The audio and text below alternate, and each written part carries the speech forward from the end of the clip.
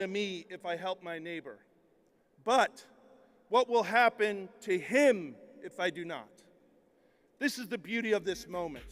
It's a call to look out for one another and advance the common good.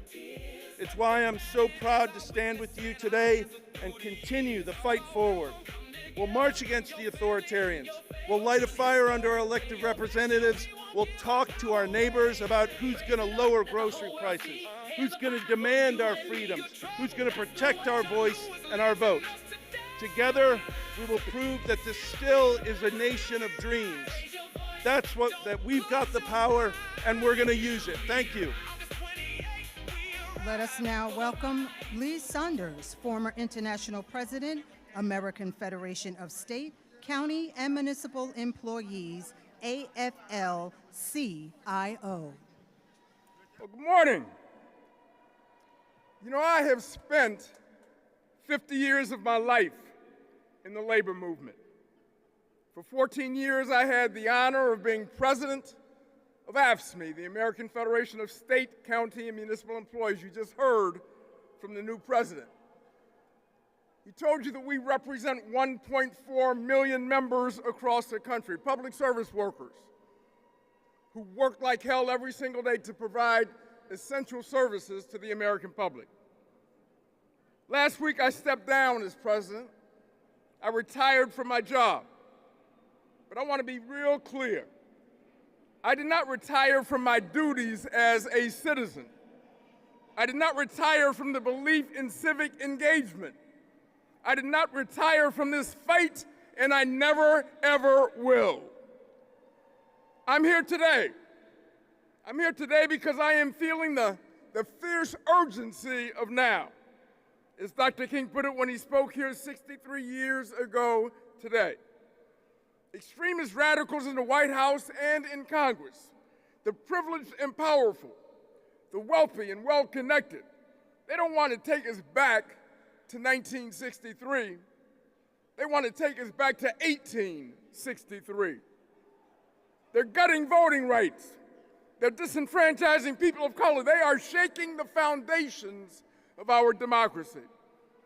The President of the United States himself peddles insane conspiracy theories about election fraud every single day. Every issue we care about, every issue that we care about depends on this struggle. So if you care about expanding union rights and freedoms, this is your fight. If you care about affordable child care, health care, and housing, this is your fight. If you care about fixing wealth inequality, this is your fight. If you care about retirement security, this is your fight. If you care about racial equity, this is your fight.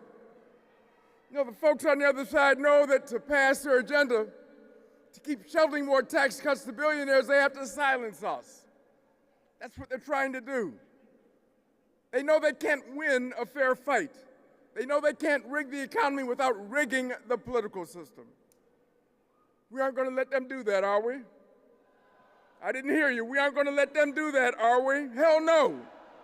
Not when the stakes are so high and the future of our democracy literally hangs in the balance. We have fought too hard and bled too much to turn back now. Dr. King sacrificed too much. John Lewis sacrificed too much. A. Philip Randolph and Bayard Rustin sacrificed too much. Generations of fearless warriors for justice have sacrificed too much. So we've got to keep raising our voices, and we've got to keep raising hell. Keep educating, organizing, and mobilizing. Keep marching for racial justice, economic justice, and social justice. Keep marching for civil rights, labor rights, human rights, and voting rights. If we keep marching, we will win. Thank you very much. Let us now welcome Cleola Brown, President, A. Philip Randolph Institute.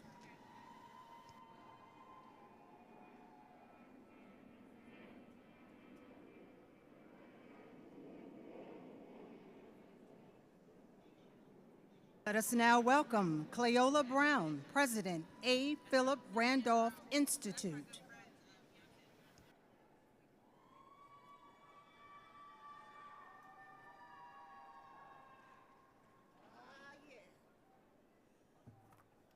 Okay. Hello out there. Hello, marching family. Come on, we need to hear you up here too. All right, bring it up, bring it up, bring it up.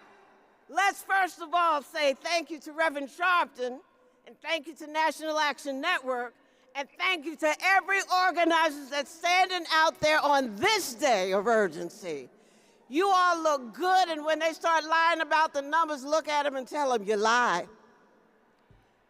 Now, I'm honored to stand here today on the very ground where 63 years ago our forefathers and foremothers and sisters and brothers in the fight for civil rights and racial justice heard from Dr. King, Roy Wilkins, John Lewis, Walter Reuther, and so many amazing leaders at the pen and strategizing that was done by Randolph and Rustin.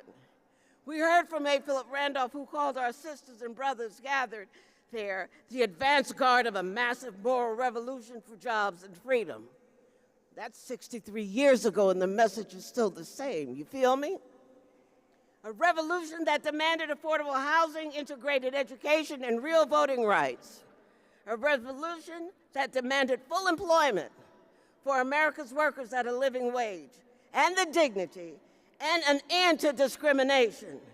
At the end of the speaking program, these demands were recited, backed by Bayard Rustin, the chief architect of the march, and 250,000 of our brothers and sisters made personal commitments in the struggle for jobs and freedom, pledging to achieve social justice through economic justice and to not let up until the demands have been realized. Back then, I was 15 years old, and I sneaked down from Philadelphia, y'all, because I knew I couldn't get the permission to come. When I sneaked down and got down here, I didn't have no pass to get on the mall, but my mama taught me if you follow a greasy bag, you know you're gonna eat. The sister got chicken, and she probably got some cake in there, too. I walked with the people as if I had something, but I couldn't get in the platform, so those trees that are behind you, for those of you who are sitting and looking this way, the trees on the right became the perch for children who were teenagers like myself. We climbed up in the trees to look to this spot. When people say God is good, He is, and every day of my life I thank Him for it. Because right now, more than ever, we need to keep right on pushing, making sure that those demands that were relevant then, unfortunately, are relevant right now, but we don't give up, we don't give out, we don't even stop. We keep coming at it. Because what He has for us, no one will be able to take it from us. But they can take it if you give it to them. So all the people that are here from APRI, I'm standing in your steps, not anything about me. For all of those who are good Panhellenic members, and I'm a little partial, mine is this one right here, okay? Just so we know. But for all of those things, walk together, children, and don't you get worried, because we are going to win this race. God bless you, and God bless Reverend Sharpton. Let us now welcome Lenore Thomas, President of Virginia 512 SEIU.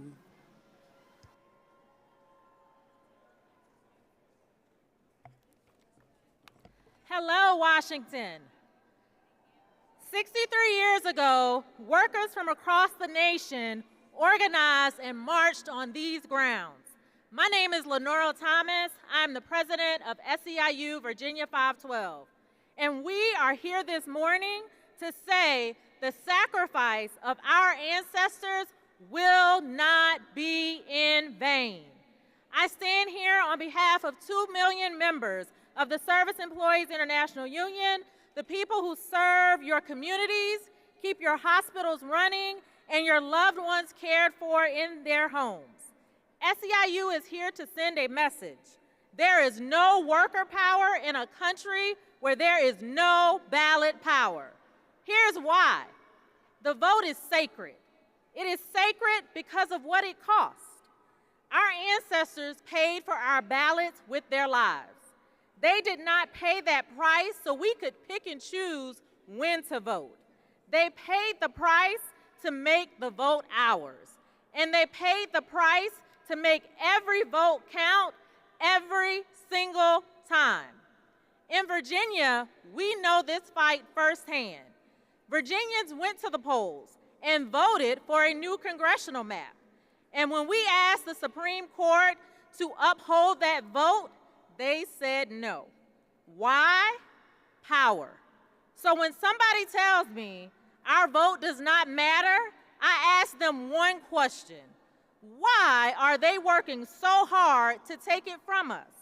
Nobody spends that kind of money, that kind of power, and that much energy trying to silence something that is useless. They gutted Section 5 because our votes work. They gutted Section 2 because our votes work. They are coming for vote by mail because our votes work. Remember, elections have consequences. The ballot is not just about who gets elected. It is about what the people we elect do with the power we give them. When we show up and we do our part to elect people who share our values, we expect follow-through. We remember who stood with us, and we remember the people who forget us once they are elected. In a true democracy, the vote has more power than boardrooms and big donors, more power than secret meetings and hate. It has the power to get us the three things we all need: money, power, and respect. Money, so the worker who bathes your mother can afford to feed her own. Power, so we stop asking permission at the ballot box and at the bargaining table. And respect. So let's go get it, y'all. Register somebody to vote, drive somebody to the polls, and let's vote. Let us now welcome John W. Rogers Jr., founder, chairman, co-CEO, and chief investment officer of Ariel Investments.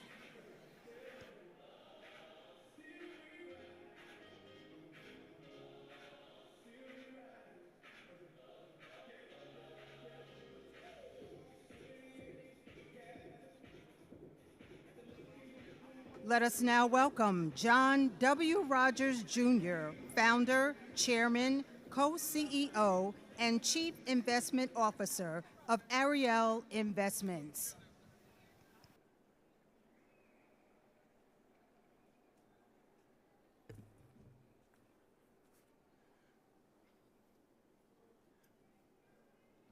Good morning. I'm John Rogers, founder of Ariel Investments. My daughter and I are from the land of honest Abe Lincoln, not the city of dishonest Trump. I've been inspired by a long line of people who risked their lives for liberation, who broke barriers in the name of justice. My great-grandfather was a fearless business leader. He built the Stratford Hotel, the largest black-owned hotel in the country that was destroyed during the Tulsa Race Massacre. My father fought overseas as one of the original Tuskegee Airmen, defending a freedom he didn't fully enjoy here at home. My mother was a pioneering civil rights leader. She sat in at lunch counters and introduced me to one of my heroes, Reverend Jesse Jackson. I was about 8 years old. He was holding court in our living room, and I was completely mesmerized. Today, as an entrepreneur, I carry with me the deep connection Reverend Jackson made between economic empowerment and the civil rights movement. He literally put a dollar sign in the Operation Push logo. Simply brilliant. As Dr. King once said, what good is it having the right to sit at the lunch counter if you can't afford to buy a hamburger? He knew that if we had equal economic opportunity, we could own our own homes, pass our wealth along to future generations, support our political and community leaders, and finally stake our claim in the American dream. As we all know, that claim has been hindered by racism for hundreds of years. Reverend often said, They don't think about us. They don't see us. Together today, we come together to be seen. Like the giants that came before us, we must be relentless. Every single one of you walked out of your door this morning knowing the very real risks, and you chose to be here anyway. In the spirit of John Lewis, you found a way to get in the way. You chose to make good trouble. That is the courage that carries this movement forward. Thank you.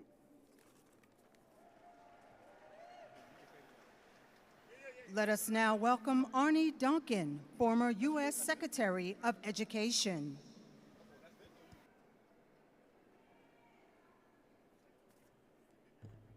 Hi, good morning. I'm Arnie Duncan. I'm so honored to be here with my family and my best friend and mentor since I was 10 years old, John Rogers. He's an extraordinary part of my life. I was lucky enough to be part of President Obama's administration and now run a small nonprofit called Chicago Cred, based in Chicago, and our laser focus is on reducing gun violence. We work with young men most at risk of shooting and being shot. We've had historic reductions in violence. They're putting down the guns. It's the hardest work I've ever done, honestly the most heartbreaking, but also the most inspiring and hopefully the most meaningful. And on Monday at one of our sites, we did a lesson on democracy and divided the men into two teams, Team Cred and Team Pushing Peace, to talk about the issues in their community. And they were eloquent and passionate about the need for more affordable housing and healthy food and better schools and better health care. But when we asked them, were they thinking about voting in November, the room all of a sudden that had been vibrant got very, very quiet. And we explained that those that had been most disenfranchised have the most to gain by voting, but the system has let them down for too long. And so in the next 67 days, as we work hard to protect the right to vote, to work to preserve our democracy, I urge all of us to focus on helping those who have been most disenfranchised, those who are most likely not to vote, to come out and do exactly that. It is the most powerful and the most peaceful thing that the men we serve and the communities we serve can do to better their lives and better the country. And if we can do that together, if we can do that collectively, I promise you in 67 days, we can change the world. Thank you so much for all that all of you do. God bless. Let us welcome Dr. Cheryl W. Turner, International President of Delta Sigma Theta Sorority, Incorporated.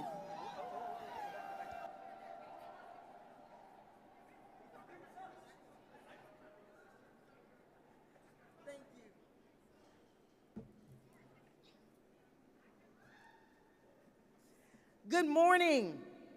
I'm Cheryl Turner, International President of Delta Sigma Theta Sorority Incorporated. In 1913, Delta marched. In 1963, Delta marched. And in 2026, we are still marching because the work of democracy remains unfinished. For 250 years, America has wrestled with the distance between its promise and its practice. Who counts? Who's heard? Who gets a say? Who gets to claim the full promise of their inalienable rights? Just weeks after our founding, our 22 founders stepped into the streets of Washington for the women's suffrage procession because they understood a truth that still remains. Freedom cannot be divided. Citizenship cannot be partial. And democracy cannot belong only to some. 50 years later, Delta was here again. Our 10th national president, Dorothy Height, was integral in the planning of the 1963 march. And today, Delta women register voters, educate communities, mobilize citizens, and protect access to the ballot. And we know that protecting the vote requires more than participation. It requires vigilance, persistence, and sometimes it requires the courage to challenge power itself. That's why when voting rights are threatened, we take to the courts. In Georgia, Delta challenged the barriers to the ballot. In Texas, Delta fought restrictions on voter assistance, and in Mississippi, we defend black voting power. And in federal court, we fight to protect access to mail-in voting. We organize, we educate, we litigate, we mobilize, but we do not retreat. Because when the right to vote is threatened, every other right becomes more vulnerable. The fight to vote is more than what happens at the ballot box. It's a declaration, and our voice is not negotiable. So, in 1913, in 1963, 2026, different generations? Yes, the same charge though. Different battles? Yes, the same determination though. The years change, the assignment does not. So I ask you, what will we do? Defend the vote. What must we do? Defend the vote. What will Delta do? Defend the vote.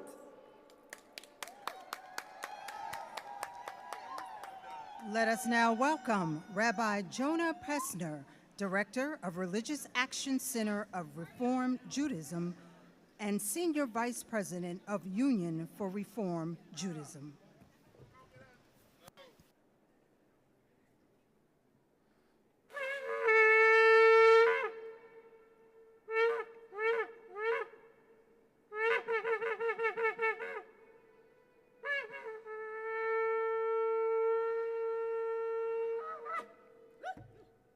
Good morning, civil rights family. Shalom. Shalom. Let me hear you. Shalom. I'm Rabbi Jonah Pesner. I lead the Religious Action Center of Reform Judaism, the largest and most diverse denomination in Jewish life, standing with Rabbi Kelly Whitehead, Heidi Siegel, and Josh Maxey, just 3 out of 2.1 million Reformed Jews who marched together with you, gathering in the legacy of Dr. King and the rabbis and Jewish leaders who marched before us. We stand today in honor of Andrew Goodman, James Chaney, and Mickey Schwerner, 2 white Jews and a black Christian who were murdered by the Klan for what? Registering voters. So we march with you today in the footsteps of our Hebrew ancestors who rose up out of Egyptian slavery and journeyed to the Promised Land. 3,000 years ago, they heard God's call through this blast of the shofar. Rise up, march forth, and journey to Freedom Land. Wake up! Everybody say, wake up! Because our democracy is in danger. Our rights are being rolled back. Our voices are being silenced. Our votes are going uncounted. Our people are suffering with fear and hunger and despair. Our neighbors are hiding in their homes because they're afraid of agents of the state who are terrorizing our communities. And our children are experiencing hate at every turn when we are trying to build the beloved community. But we know what those who came before and marched before us know. Our safety is in our solidarity. Everybody say solidarity. And the redemption of this nation may yet come through democracy. Everybody say democracy. A robust, multiracial, inclusive democracy in which every voice is heard because every vote is counted. And you know what we know? Some people want some people not to vote. Are we going to stand for that? No, we're going to march. The Voting Rights Act of '65 was written in our conference room at the RAC. But we also know the Voting Rights Act was not written in a conference room. It was written in blood in Selma and transcribed in our conference room. So to honor those who gave their blood and their lives, I ask you with love and pride, will you lift your voice? Will you demand justice? Will you march on and on and on until victory is won? We didn't start marching 63 years ago. We started marching 3,000 years ago when our people rose up out of Egypt, and we will march for another 3,000 years if that's what it takes until victory is won. Amen? Amen. Amen. We'd like to thank some of our partners. So when you hear your name, make some noise. March on Washington 2026 proudly partners with these democracy protection organizations. DC Vote, Declaration for American Democracy, Democracy Forward,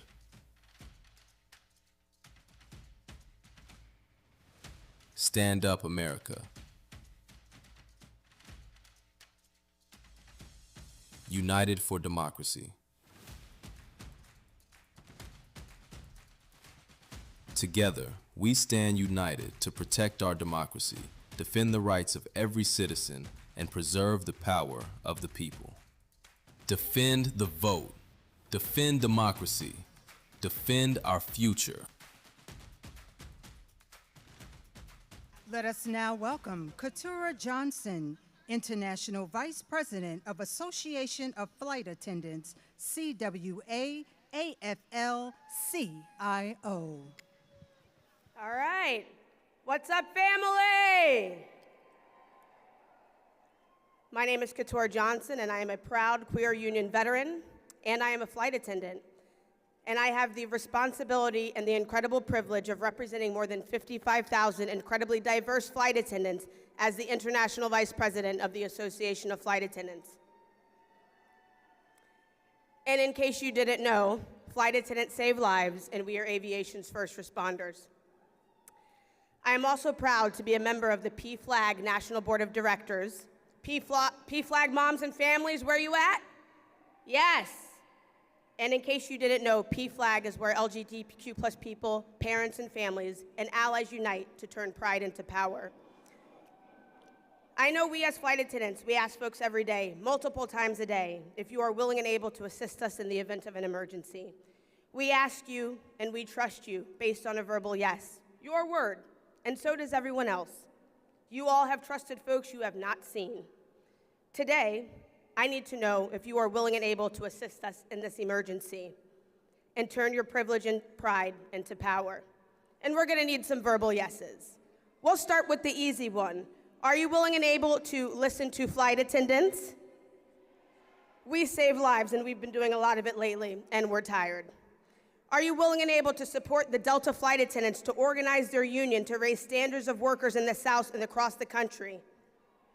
Yes, because voter suppression is union busting, and guess what we know? Union busting, it's disgusting. Are you willing and able to protect the trans folks and the LGBTQ plus community? Are you willing and able to use people's pronouns even if you don't get it?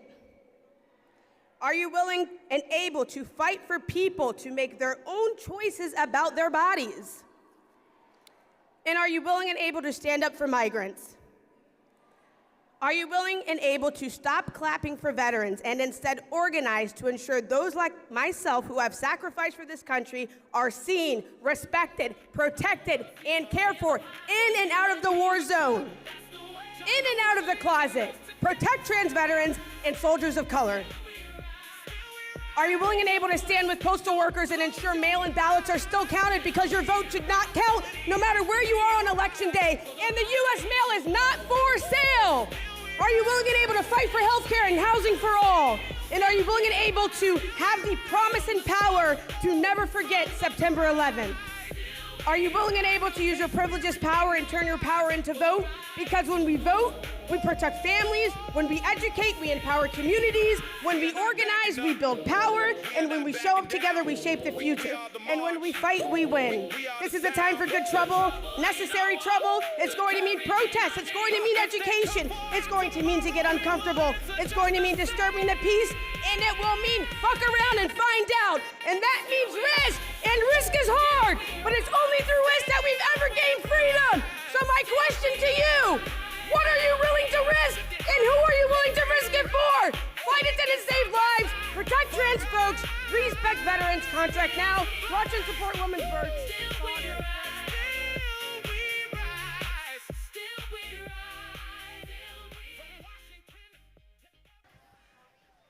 Let us now welcome Hector E. Sanchez Barba, President and CEO of Mi Familia Bota.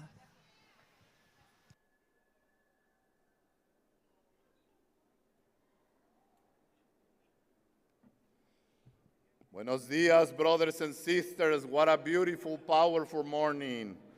We gather today in the spirit of those who marched on Washington before us, those who understood that democracy is something we fought hard for and that every generation must continue to defend. The work is far from done. Today, our democracy is being tested.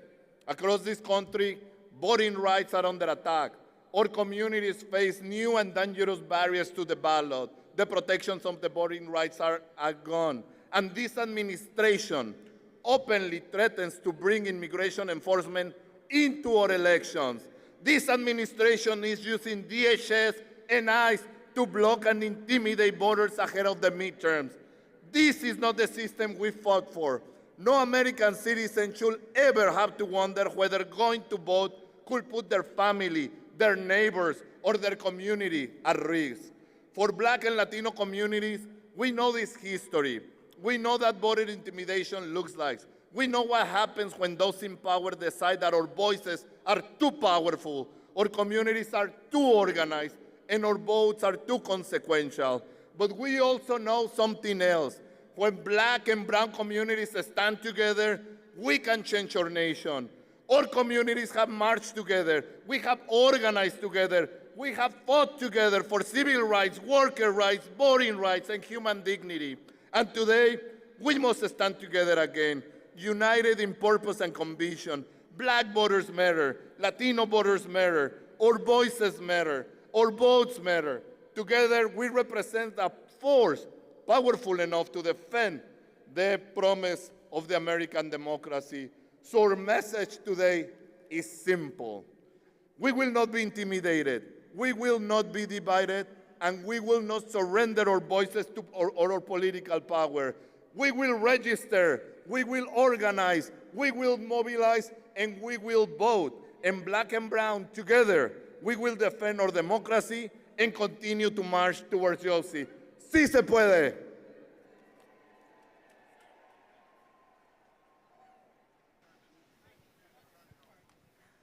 Let us now welcome John C. Yang, President and Executive Director of Asian Americans Advancing Justice. Good morning. 大家好. When I say vote, we say now. Vote! Vote! Vote! This election is going to be so important, and we know that there are going to be new barriers that are put before us, whether they're barriers based on proof of citizenship, whether they're barriers based on mail-in balloting, or whether there are barriers based on sheer voter intimidation suppression. We know we will need to fight. And that is why I am proud that our organization, along with so many of our organizations here, are fighting in the courts. Just yesterday, we secured yet another victory against this administration, against their attempt to restrict mail-in balloting. We will continue to fight all of this. As an Asian American, I know what exclusion feels like. We know that people oftentimes look at us as foreigners. This administration questions whether we should be citizens, even if we were born in this country. Our loyalties are questioned, even when we serve this country. That is why we know we need to come together with our brothers and sisters, the Black community, the Latino community, the immigrant community, the indigenous community. All of our communities have been so long been excluded from our society. Whether we come here as immigrants, whether we come here as descendants of slaves who fought for their freedoms, whether we are here and have trace their heritage to this native land, we are in it together to ensure that our democracy serves us and not the politicians. When every vote gets counted and every vote is cast, we will be able to elect a government that actually serves us and serves our power together. So, when I say democracy, say vote. Democracy. Democracy. Democracy. Thank you very much. Let us now welcome Leah Greenberg and Ezra Levine, co-founders and co-executive directors of Indivisible.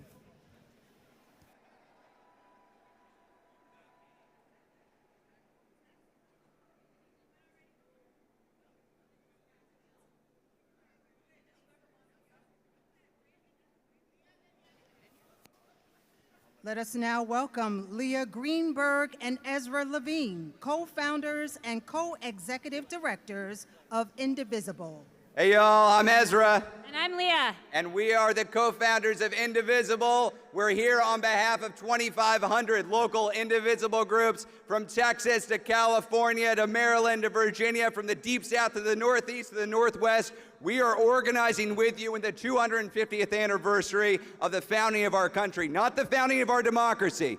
Everybody here knows that it's not the 250th anniversary of the founding of our democracy. We didn't get a real democracy until civil rights legends organized, marched, protested in the 30s, the 40s, the 50s, in Montgomery, in Selma, in Washington, D.C. here 63 years ago. We are marching today with you to demand our vote and a real democracy that actually represents us. Now let's be clear, the Civil Rights Act, the Voting Rights Act, these were not gifts from the powerful. They were victories wrested from the powerful by ordinary people with extraordinary courage. Generations of American heroes who stood up, who put their bodies on the line, who marched to defeat the segregationists, to defeat the fascists, to defeat all the forces that would stand against us. The democracy that was wrought for us by those heroes is young, and it is fragile, and it is under threat today. The same poisonous ideology that built the Confederacy, that ended Reconstruction, that instituted Jim Crow is alive and well. We see it in the Supreme Court's gutting of the Voting Rights Act. We see it in the rampant threats to the vote rising across the country. We're here today because we refuse to be divided, because our fates are linked, and because we treat an attack on one as an attack on all. We are here to organize.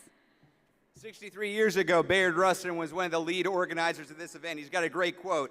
We need in every community a group of angelic troublemakers. Y'all, we've got a big group of angelic troublemakers out there. This is why Indivisible, with thousands upon thousands of organizers around the country, organized No Kings 1, No Kings 2, No Kings 3, 5 million, 7 million, 8 million people out in the streets.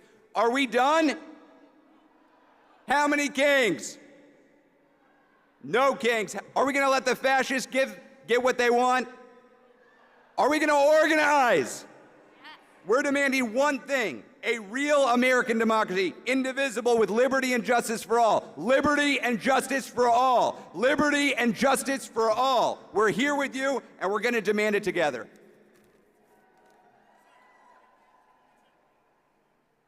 Let us now welcome Maurice Mitchell, National Director of Working Families Party.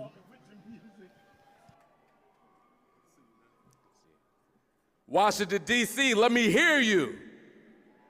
My name is Maurice Mitchell. I am the National Director of the Working Families Party, where we believe the radical idea that in a democracy, people like you and I should govern, not the uber wealthy, and certainly not giant corporations or oligarchs. If that's an idea that you believe in, let me hear you, Washington, D.C. Now, I don't have a lot of time with y'all today, and this is a nonpartisan event. And as a person who leads a political party, that's the easiest and hardest thing in the world. Easy because I don't believe the story that it's about red versus blue. I believe the majority of this country is feeling a righteous anger against injustice, so I'm here on behalf of that pissed off majority. Let me hear you if you're part of that pissed off majority. Now, let's talk about partisanship. A partisan is someone who supports a people or a cause. So if I am a partisan, I am a partisan for working people still struggling to get by in the richest country in the history of the world. If I am against anyone, I am against those who think healthcare and childcare and a good paying union job and a home you could afford and time with your loved ones should be out of reach for anybody. I am against the Christian nationalists who corrupt scripture or the tech bros who want more while we all get less. I am for white farmers who used to don those red hats, but who now fight side by side with black and brown folks in Tennessee against data centers that corrupt their land, drive up utility costs, and drive profits for the wealthy. I am a partisan for black folks in the South still fighting for voting rights. To hell with a corrupt Supreme Court. I am for the folks in Minneapolis and LA who risk life and limb, for their neighbors when masked men with guns occupied our cities. I am for children in Tehran and Palestine facing missiles paid for by our tax dollars, resources that should go to building schools and feeding children versus bombing schools and killing kids. We are not the crazy ones. What's crazy is continuing to accept the status quo constructed by the architects of war and division that have only brought misery and ruin to our world. When has that ever worked for us? I'm tired of accepting they're crazy, so if you're mad as hell and sick or tired of being sick and tired and you're hungry for freedom, Working Families Party is a home for you.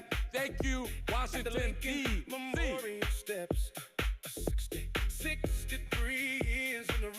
Let us now welcome Patrice Lawrence, Executive Director of Undo Block Network, UBN. Greetings, family. I said greetings, family.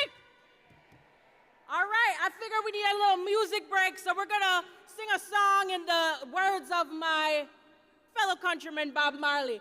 Get up, stand up for your rights.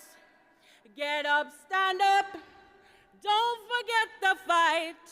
I am here to declare that immigration is a Black issue. We have the power to build the future as it should be, not just the future that they have given us. Black immigrants are Black America. We are family, we are community, and we are here. And what does freedom look like? Freedom to walk our streets without harassment. Freedom to drive without fear. Freedom to cross cities, states, borders, and see the people we love and know we can come home. Freedom to keep our families together and not in detention centers. Freedom to be at home. I want that freedom for all of us. Black immigrants, immigrants, all of us. The freedom to work, worship, organize, vote, dream, and thrive. Because freedom should never depend on the color of our skin, or where we were born, or the passport we carry, or the legacy of this country, the papers in our pockets. Our freedom belongs to all of us, and with freedom comes possibility. So family, when I ask, what do we deserve? I need you to say freedom. What do we deserve? What do we deserve? That's right, and we will march for it, organize for it, and stand up for it always. We deserve freedom. I'm Patrice with our DocuBlack Network. Thank you for joining me here today. Let us now welcome Derek Johnson, President and CEO of the NAACP.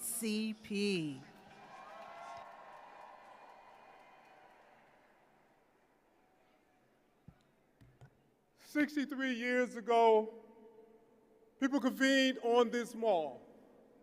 They were fighting for jobs, justice, and dignity. We stand here 63 years later with over 300,000 Black women who have lost their jobs. We stand here 63 years later with a Supreme Court that lacked the ability to see justice. We stand here 63 years later with people who live in the White House and in Congress that would have us think that it was illegal to be Black.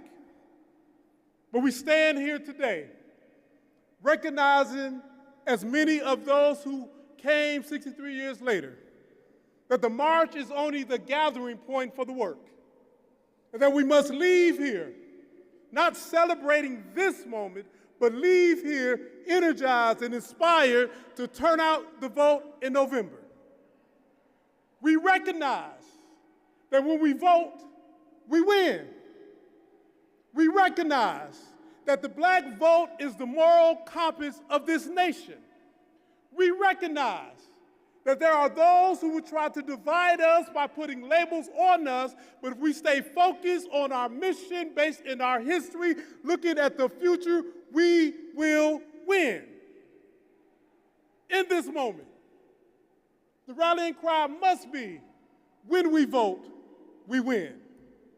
Because at the end of the day, the currency in this democracy is our vote.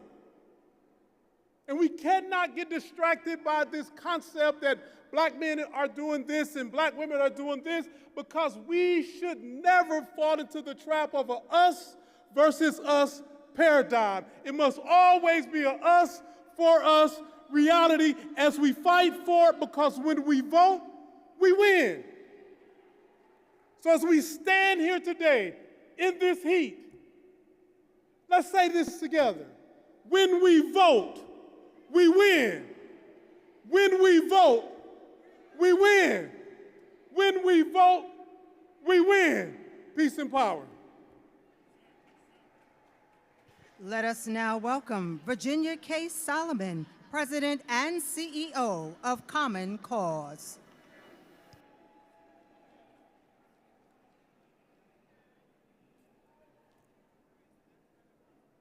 My name is Virginia K. Solomon, and I am the President and CEO of Common Cause, here representing our more than 1 million members around the country. Today, we aren't here just to remember history, we are here to make history. Look around, just as the civil rights leaders of the past stood in the face of authoritarianism in the South and throughout the country, so too do we. We live in a time of military occupation, corruption, conflict, and the dismantling of civil rights, state-sponsored murder by ICE agents, and unbridled capitalism. And we are living through white supremacy's desperate last stand. And while it may not feel like it at times, we are winning. The far right knows we're winning, and Donald Trump knows we are winning, and that is why they are desperately trying to weaponize their power against us. But let me tell you something, their power is temporary and ours is permanent, because love always wins. Justice will always prevail, and we will win the fight for voting rights. We will win the fight for economic justice. We will end the corruption of this administration, and we will win the unfinished fight for rights for all of our people. Because this country is ours. And we know when we stand united, we are completely unstoppable. So we are going to show up, we will organize, we will vote. Say it with me, we will vote. And we will fiercely protect the rights of so many others and those who bled to secure our right. So if you're worried about how those in power are trying to disrupt our right to the ballot, one of the most impactful things we can do right now is become an election protection volunteer. So I don't want you to just stop with your vote. I want you to find somebody with a Common Cause t-shirt in this crowd at one of the cooling stations and sign up to become an election protection volunteer in your community so you can help voters navigate the voting process, answer their questions, identify and report issues at polling locations, and help ensure that every eligible voter can cast a ballot without unnecessary barriers. So please, what are we going to do? We're going to find an election protection volunteer, and we will ensure that we are not only voting ourselves, but we are helping others to secure their votes. Thank you. Let us now welcome Kelly Robinson, President of the Human Rights Campaign.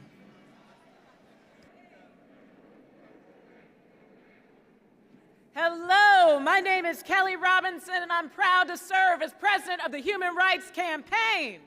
We are 4 million members strong. We are the largest lesbian, gay, bi, trans, and queer civil rights organization in the nation, and we will be damned if democracy dies on our watch, y'all. Do y'all know Bayard Rustin? In 1963, Bayard Rustin was the lead organizer for the March on Washington. He was black, he was gay, and he organized this in 8 weeks.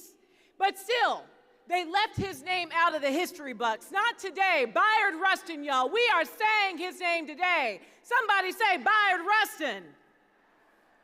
Because look, in 1963, hardly anyone was out as gay. Because you could lose your job, your family, or even your life. And yet, we would not be here today without black LGBTQ plus people. There would be no March on Washington without Bayard Rustin. There'd be no Stonewall without Marsha P. Johnson. There would be no Victory and Brown v. Board of Education without Pauli Murray, and there wouldn't be a Beyonce, y'all, without Uncle Johnny. So I am here to say with my whole chest, this is our country. We are here, we have always been here, and we are not going anywhere. LGBTQ plus people are 10% of voters. 74 million voters are allied with our communities. When we show up, we win. When we vote, we win. The fight for voting rights and the fight for LGBTQ plus equality are the same fight. So we gotta be clear. While we have some rights we have gained today, if we don't keep showing up, we're not gonna have them tomorrow. This is more than a march. This is a movement to save our democracy because my people, LGBTQ plus people, deserve to feel just as safe surrounded by the American flag as we do when we are surrounded by pride flags. Because our dreams are still worth fighting for, because our country is still worth fighting for. So I came here to remind somebody that the power of the people is always greater than the people that are in power. And when we vote, we win. When we show up, we win. We got 67 days to do this, y'all. 67 days to vote, to knock doors, to talk to our neighbors, and to take back our democracy. Are we ready to do that? Are we ready to do that? Then let's get to work, y'all, and let's get free.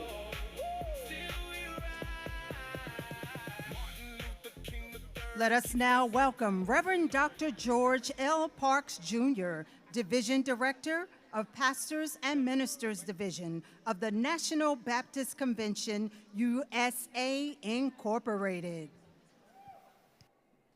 Good day, friends. I'm standing today in the place of the Reverend Dr. Boise Kimber on behalf of the National Baptist Convention, USA, Incorporated. Friends, let me remind you that today we are standing on holy ground.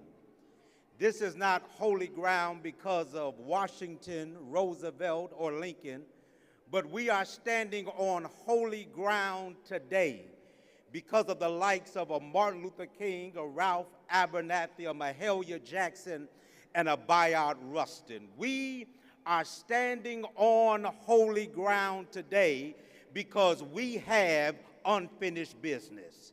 This is holy ground because our ancestors challenged America and reminded us of our worth. I want to remind you today that we stand here today not for a moment. We stand here today not simply for a memory, but we use this day as a launching pad for us to get out and vote. So I want to remind you, get out and vote.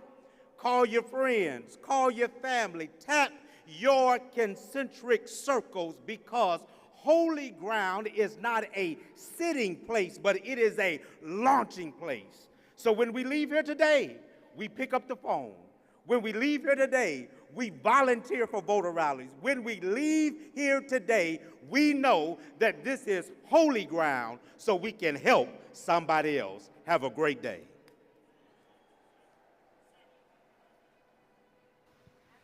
Let us now welcome Damien Sneed and Chorale Les Chateaux, singing Lift Every Voice and Sing.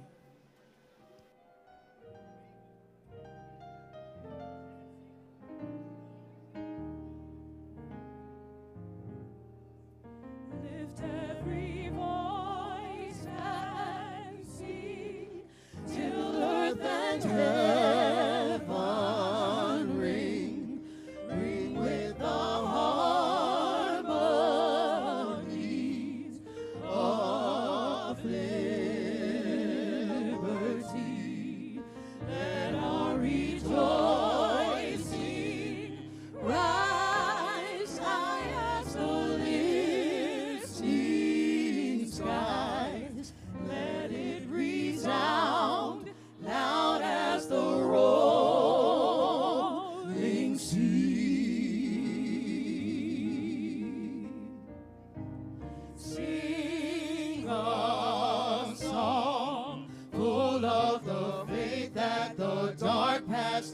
taught us.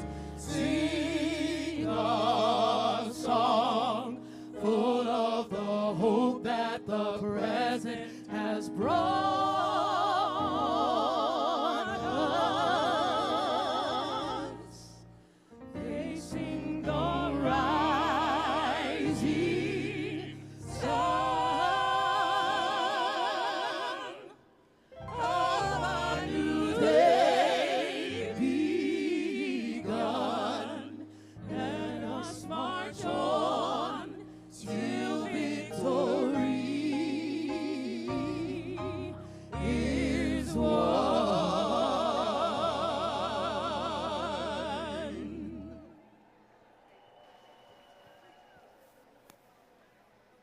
Let us now welcome the youth delegation.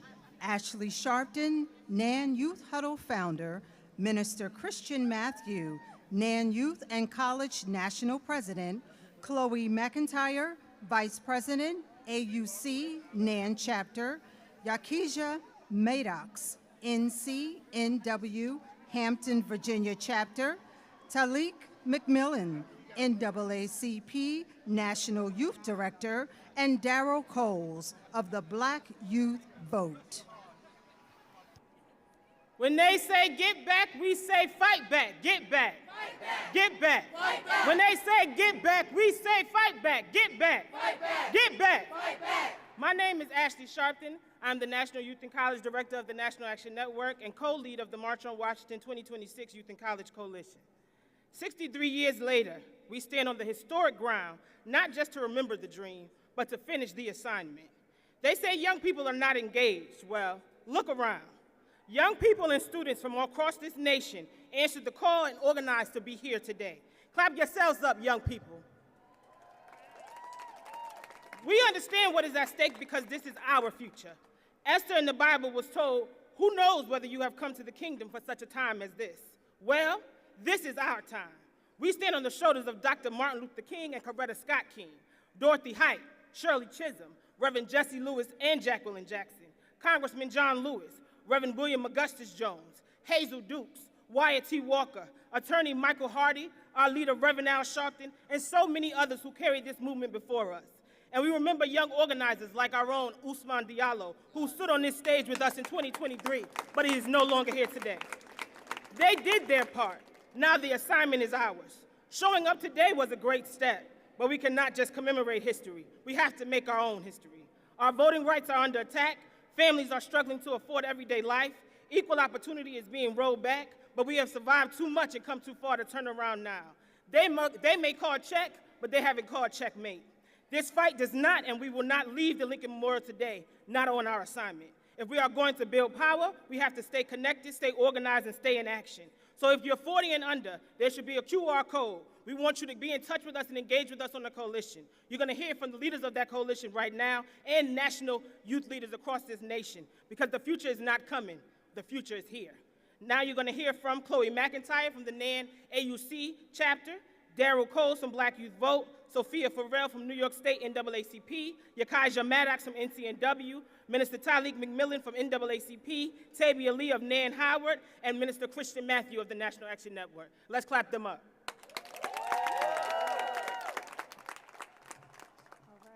Good morning, family. I say good morning, family. My name is What's your name? Chloe Irene McIntyre, a senior psychology major, management and organization minor, attending the #1 HBCU in the nation, Spelman College. Now you may wonder why I introduce myself with such power and conviction. But this is the exact standard that matriculating in such a rich environment sets. I humbly serve as the Vice President of the National Action Network AUC Youth and College Chapter. And today I stand here representing the heartbeat of the movement, the young people. We are the generation raised by group chats, campus protests, and the belief that our voices are not just important, they're necessary. We have been educated about our Morehouse brother, Reverend Dr. Martin Luther King Jr., and the history made 63 years ago with the March on Washington. Now we're living it. We're not just studying history in our classrooms, now we're standing in it. When I look at this crowd, I see students who left dorm rooms, early classes, and other significant commitments to be here. I see young leaders who understand that advocacy isn't just an extracurricular, it's a full responsibility. And I see a future that refuses to wait its turn. As youth, we bring something special to this movement: creativity, courage, and a little bit of that unique flavor you can only find in a historically Black institution. We know how to organize, mobilize, and make change go viral. We know how to turn a moment into momentum, and we know that justice isn't a trend, it's a lifelong commitment. Today we march because our communities and our friends deserve safety. We march because our elders and our ancestors fought too hard for us to sit quietly or silently. We march because voting rights, equity, and dignity are non-negotiable. And we march because the future is not something we inherit, it's something that we build. So to every young person here, keep showing up, keep speaking up, keep pushing this nation to be what it promised to be, because the movement continues, and we are the generation making sure it does not stop. So thank you, let's keep marching forward.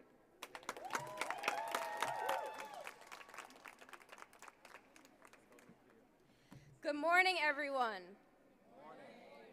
Standing here today, I am reminded that history simply does not live in the textbooks, but history lives in the streets that we stand on and the people who refuse to be silent, and especially in the young people that stand here before us today, changing the world. And that is why I am here today. I am here as a young person, as a student, and as an organizer. When we look back at the March on Washington, we remember the thousands of people who gathered, convened, and made what we have now possible. They marched for jobs, freedom, and equality. But we also have to remember something very important. Many of the people who helped to make the movement possible were our age. We're young, just like we are today. And now it is our turn. Look at your neighbor and say, it is our turn. Our generation is demanding an education that does not leave students drowning in debt, demanding that we have families where we can afford to live with our families, we can afford to live on our own when we graduate and have a life of equality, economic opportunity, and a government where our voices are heard. Because our voice does matter. Our voice and our organizing does matter, and our presence matters. When we stand as young people, we organize, we register to vote, we show up, and we stand together, which shows power. So do not leave this march simply inspired, but leave this march organized. Figure out what you're going to do next and make it happen. Do not let anyone tell you that you are too young to lead, that you are not the person to do it. You can make the difference, and I'm here to tell you that. We are here, we are organized, we are informed, we are ready, and we are not going anywhere. This generation before us marched so that we have the opportunities that they were denied, and now we do the same for our next generation. It is our turn to march so that the generation after us inherits a country that is more equal and more free. So let's hear it for us, let's hear it for them, and let's remember the past.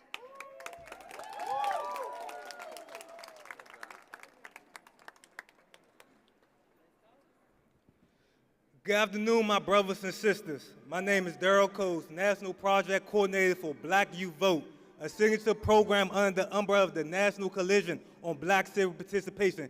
And it's truly an honor and pleasure being here with all of you today.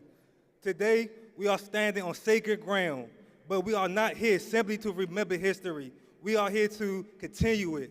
We are here to write into history. Our generation is next up. And it's our responsibility to keep the mantle going. And we're standing on shoulders of people that bled and fought and died for our right to be here. So thank you for all you freedom fighters for being here, our brothers and sisters behind us, the next youth leaders, and we will continue on to fight And thank you to my black youth delegations that's out here that came across the country to speak up truth to power and to keep fighting for millions of young black voters across this country. We will continue the mantle, and peace and power, my brothers and sisters.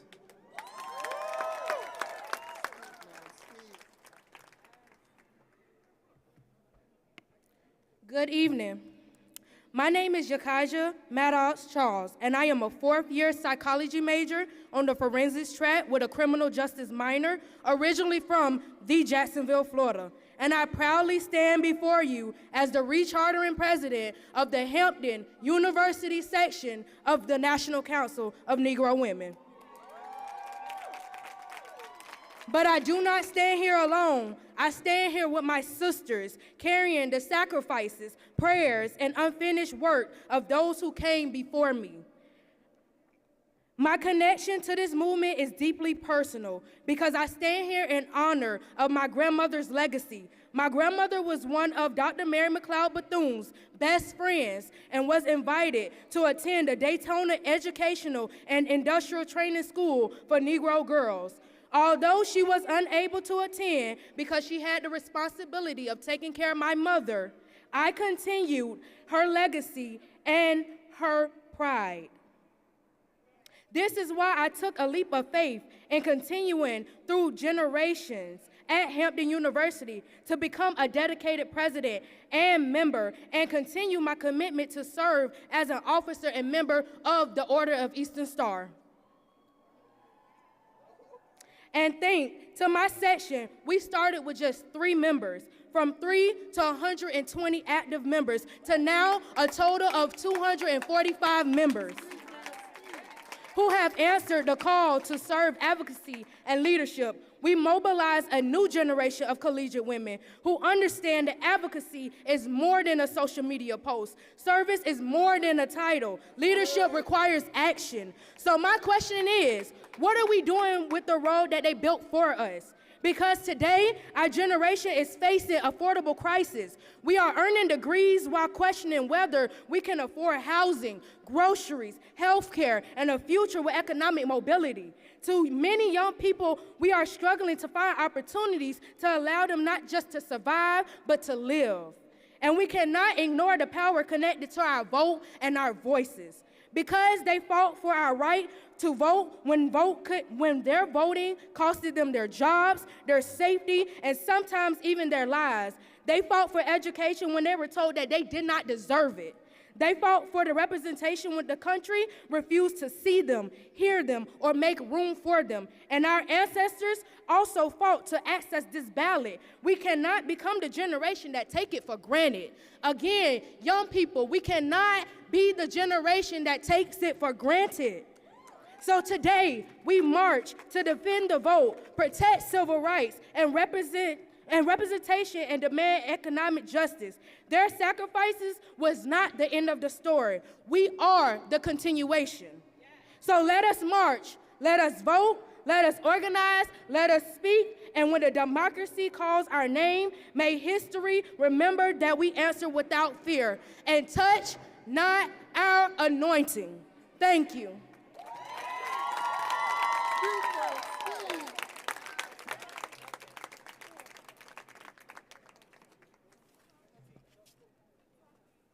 Good morning, Washington, D.C. My name is Tabia Lee, founder and president emerita of the National Action Network, Howard University chapter. And I stand before you representing the power and promise of the Youth and College Division. We are here because democracy does not defend itself. People defined it. Generations before us marched, organized, sacrificed, and fought so we could have a voice in this country. And now that responsibility belongs to us. The vote is more than a ballot. The vote is more than voice. Let me restart, sorry.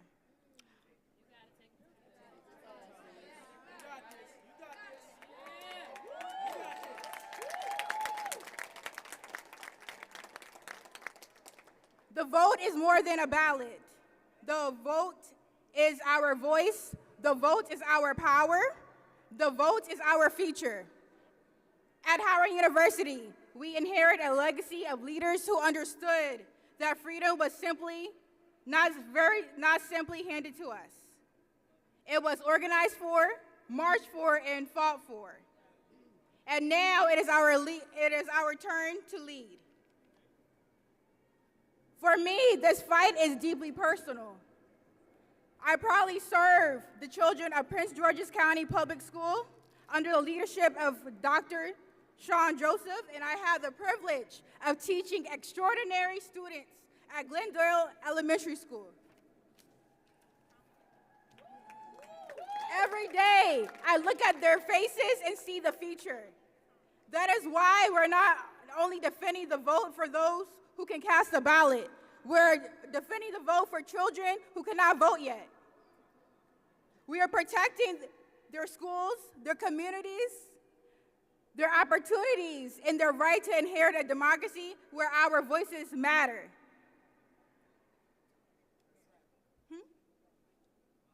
To every young person listening, do not wait for permission to lead. Register, organize, mobilize, speak up, show out, and vote. When the young people move, movements grow. When young people organize, power shifts. And when young people vote, we change the future. From Howard University to Prince George's County, and from our classrooms to campuses across the nation, we will continue fighting for every voice, every community, and every child coming behind us. We will defend the vote, and we will defend the future. Thank you.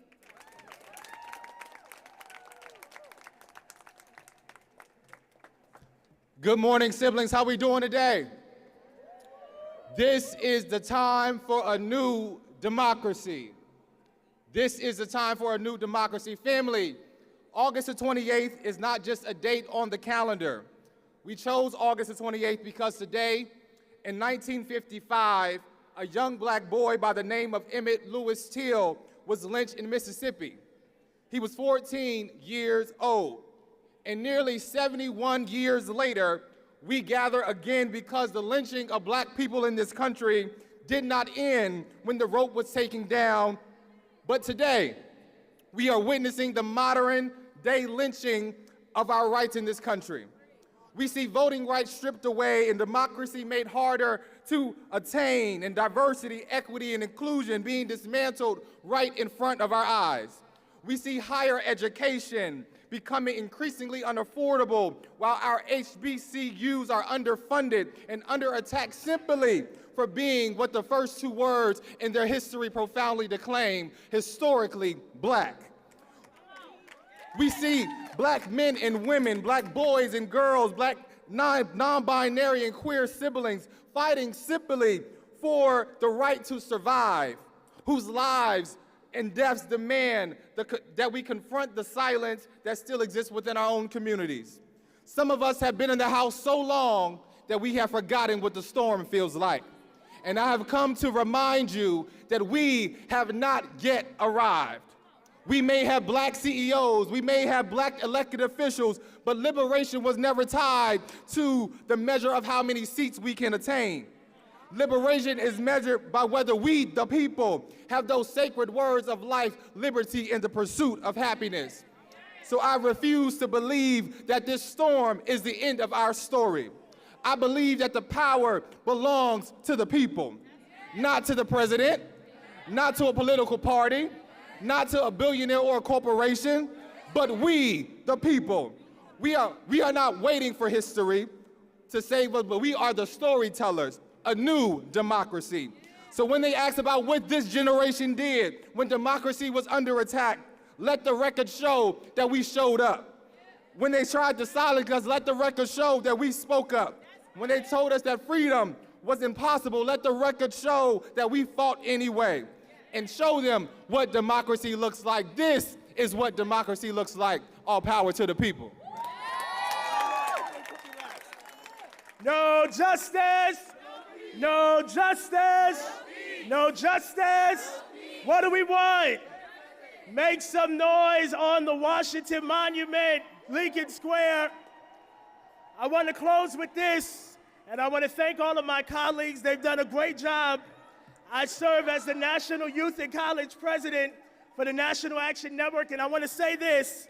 There's a scripture in the Bible that talks about the King Jehoshaphat that was dealing with 3 armies that were against him. And the Bible says that they went before God in silence and in prayer and in meditation, and that they stood looking up to God, asking God, what shall we do? And the Bible says that God told them to send praise and worship singers to praise God in the beauty of holiness. And in the midst of that, the Bible says that God sent ambushment against their enemies. And so my pastor is here today, and she preached a message 2 Sundays ago that said, God is going to help us win. And so I want to surrender to you today that God is going to help us win. And that even though it looks like we are going through hell, even though it looks like there were so many trials and challenges and tribulation, that God is going to set up ambushment against the enemy. And what is ambushment? Ambushment is when the enemies turn on themselves. So Trump can do whatever he want to do, but it's going to come your day where your own people are going to turn on themselves. It's going to come a day where all your cabinet members are going to wake up one day and have an epiphany, a revelation like Paul on the road to Damascus and say, I can't kill any more people. And it's going to come a day where your own people are going to turn on you. And so as we are standing here, I want you to remember that we are seeking God, that we are asking God for his direction, and that at the end of the day, that God is going to help us get through this. God bless you all. Let us now welcome Yusef D. Jackson, President and CEO of Rainbow Push Coalition.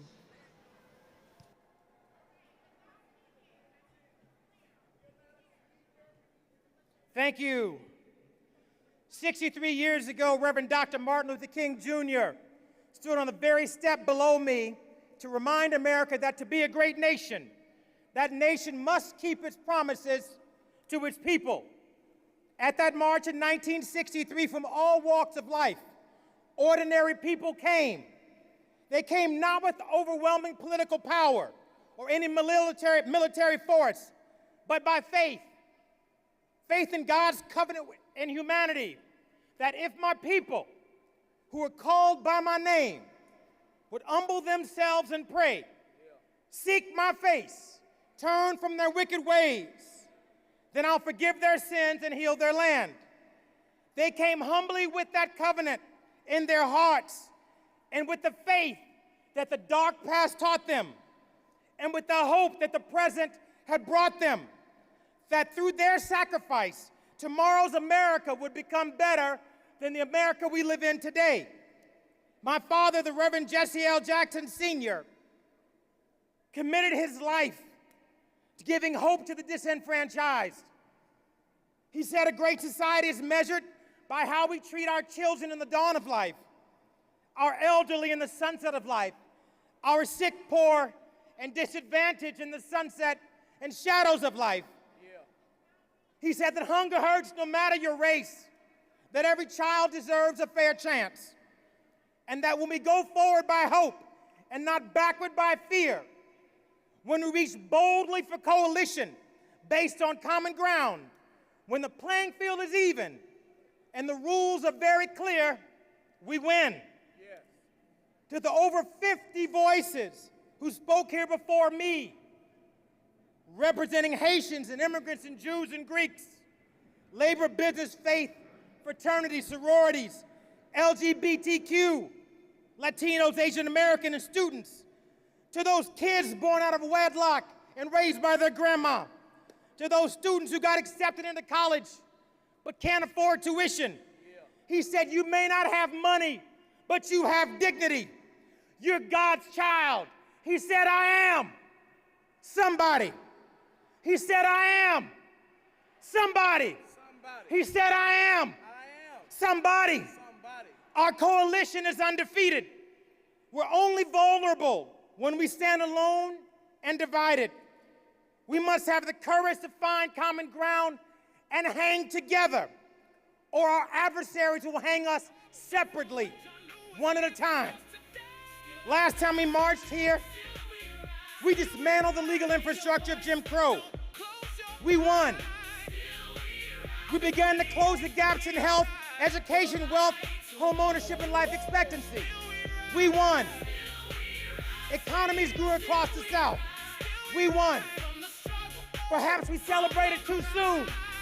Perhaps we celebrated too long. My generation was born on the second base of civil rights.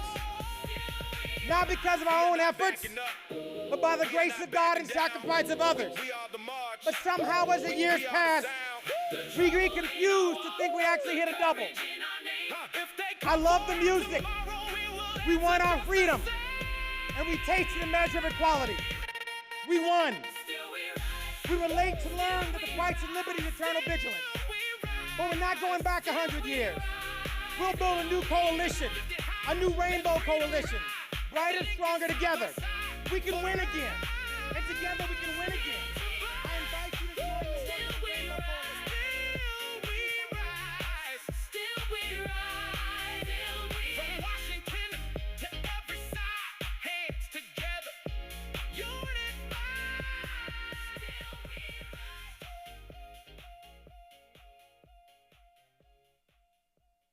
Let us now welcome Mark H. Morial, President and CEO of National Urban League.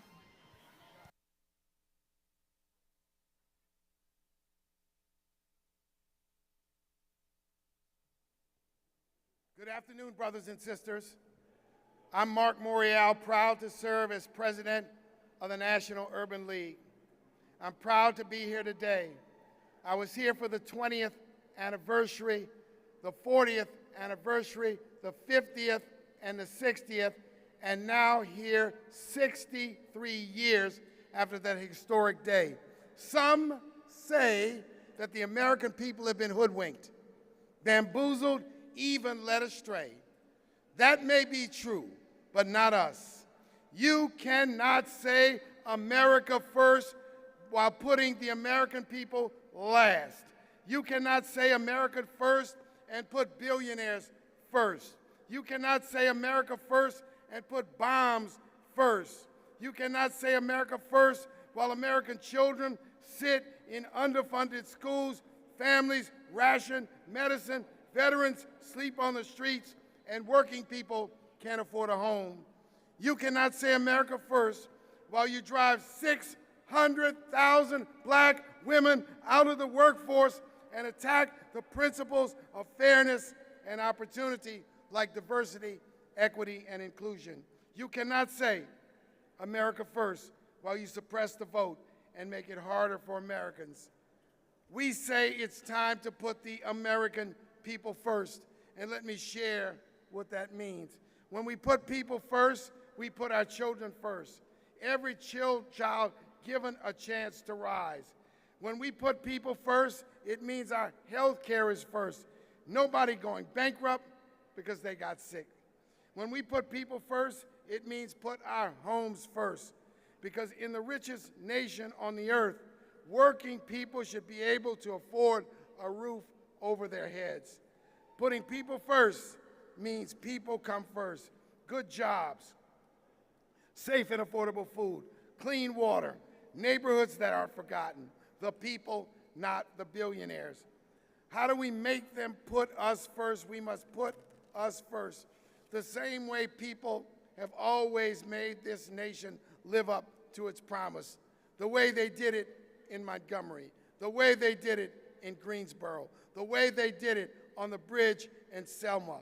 When the powerful forgot who really holds the power, we use it, we strategize, we organize, and say we vote. We'll vote this fall like our schools depend on it, because they do.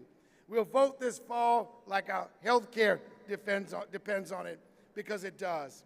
Our democracy depends on it, because it does. And when we ask what got us into this, tell them, remember who we are. When they ask who sent us, tell them the people did. When someone asks what they can do to save this democracy, tell them to vote, to vote, to vote. The ballot is our path to make America great. it's ever been. We must affirm today that we will never go back. It's time for a living wage bill. It's time for an affordable housing strategy. It's time to repeal and replace the big ugly bill. It's time to send the SAVE Act to the graveyard. It's time for us to stand up for an agenda for the American people, and we will not go back. Join me in saying we are here to defend the vote. Say defend the vote. We are here to defend the vote, and let us affirm that we will fight, and we will fight, and we will fight until hell freezes over, and then we'll fight on the ice. God bless you. Let us now welcome Melanie L. Campbell, President and CEO of the National Coalition on Black Civic Participation, National Convener of the Black Women's Roundtable.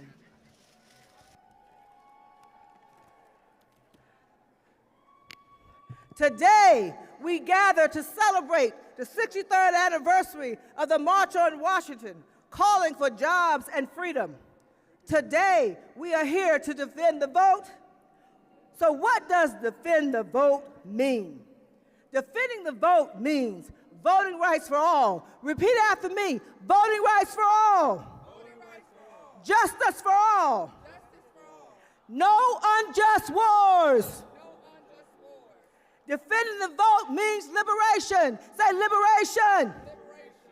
Defending the vote means public education for all. Defending the vote means workers' rights, women's rights, LGBTQ rights. Defending the vote means diversity, equity, and inclusion for all. And lastly, I just stopped by to tell the racist white nationalists, we built this country. We will not be erased. We ain't going nowhere. God is on our side. Power of the ballot. Say it with me. Power of the ballot. Say it with the ballot. Power of the ballot. Power of the ballot. We will remember in November who was with us and who was against us. Power to the people.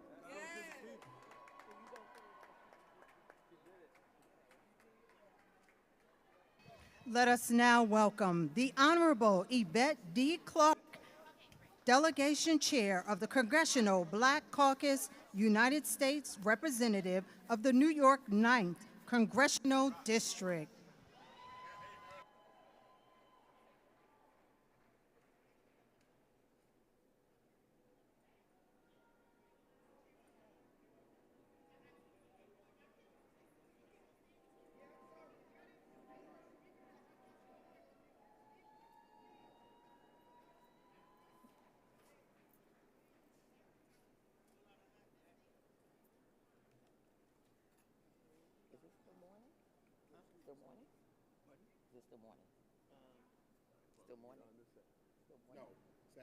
Good afternoon, everyone.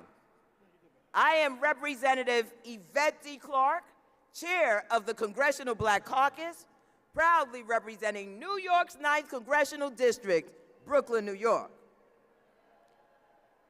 It is an honor to be here with you all today at the Lincoln Memorial as we honor the 63rd anniversary of the March on Washington. I am joined by the august body of CBC members you see surrounding me today. And we'd like to thank the Reverend Al Sharpton and the National Action Network, as well as Martin Luther King III, Arndrea Waters King, and the Drum Major Institute for carrying forward this tremendous legacy.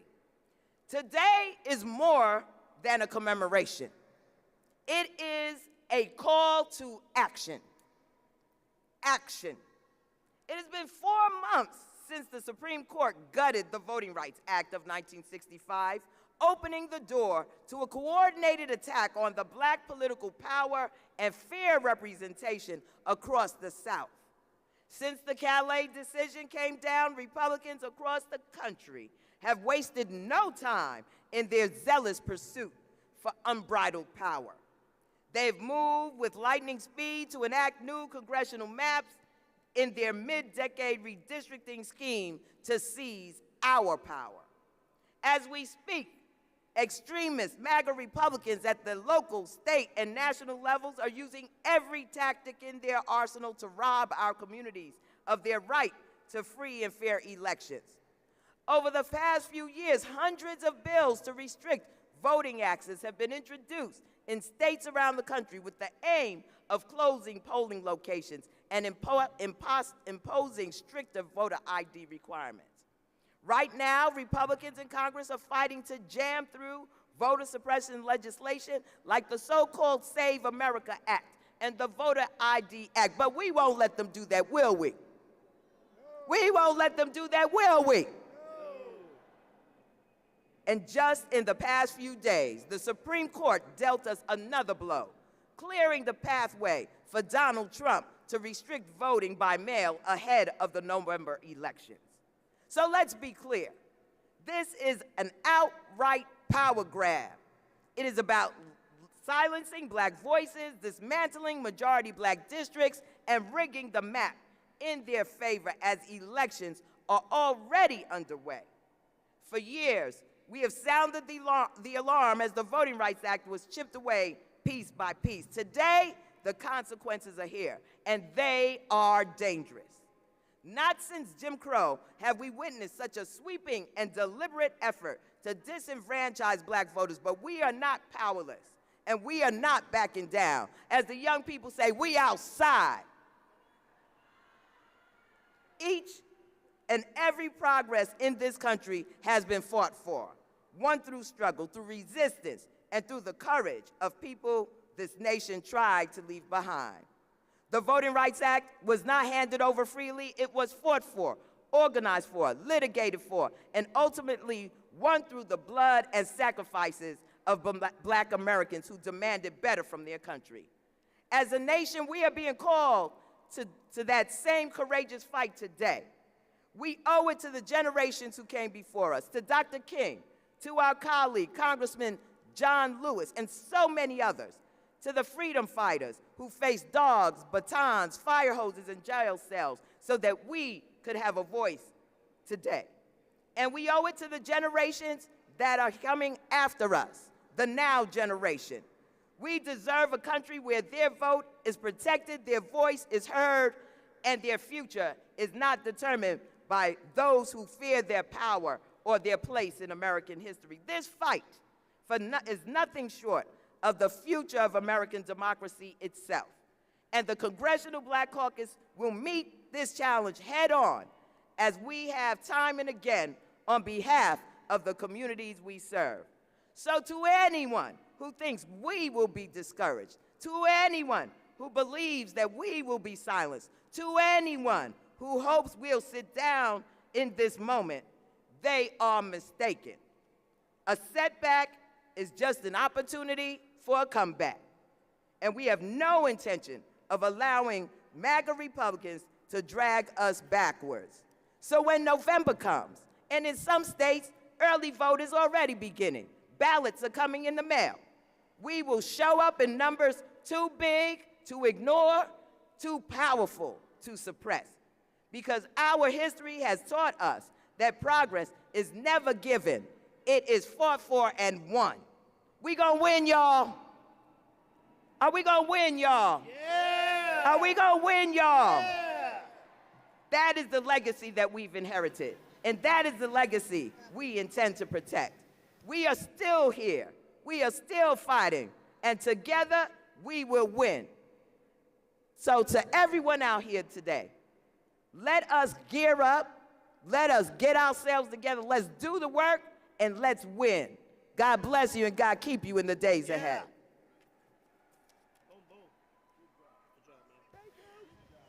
Let us welcome the Honorable Hakeem Jeffries, House Democratic Leader, United States Representative, New York 8th Congressional District. Good afternoon. It's a high honor and a distinct privilege to stand with my colleagues in the Congressional Black Caucus, Reverend Sharpton, the King family, the National Action Network, and the civil rights community, as we commemorate the 63rd anniversary of the March on Washington and prepare for the battles ahead. We certainly have come a long way in the United States of America, but we still have a long way to go. These are challenging times in this country right now. We have a hater in the White House, a reckless and costly war of choice raging in the Middle East, a Supreme Court that's out of control. Black unemployment is up, black home ownership is down, and black political representation is under assault with Jim Crow-like tactics all throughout the South. Challenging times. Wickedness in high places.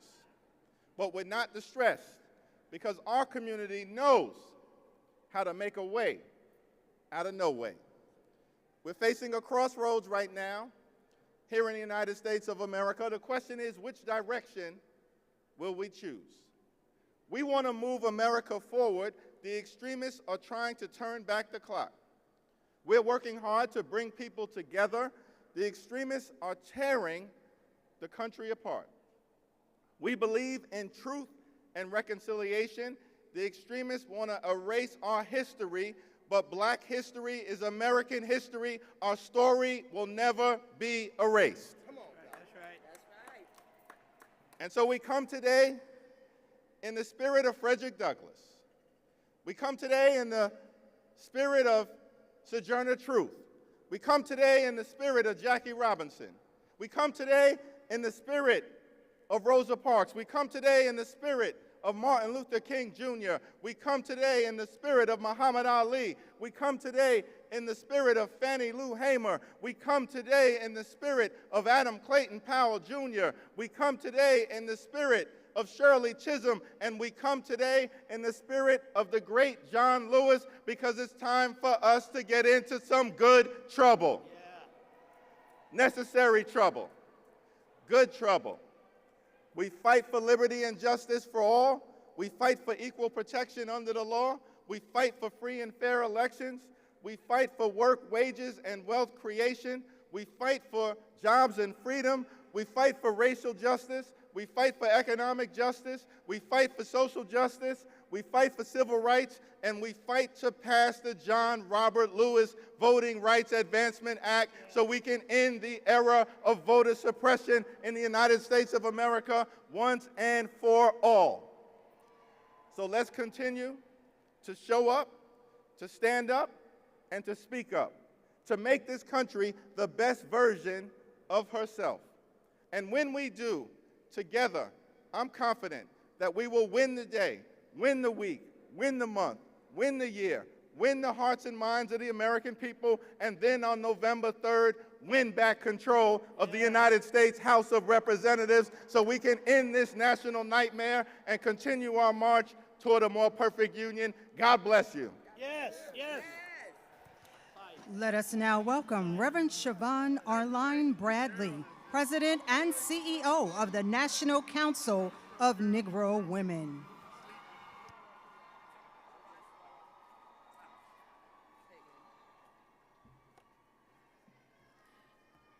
Good afternoon, D.C.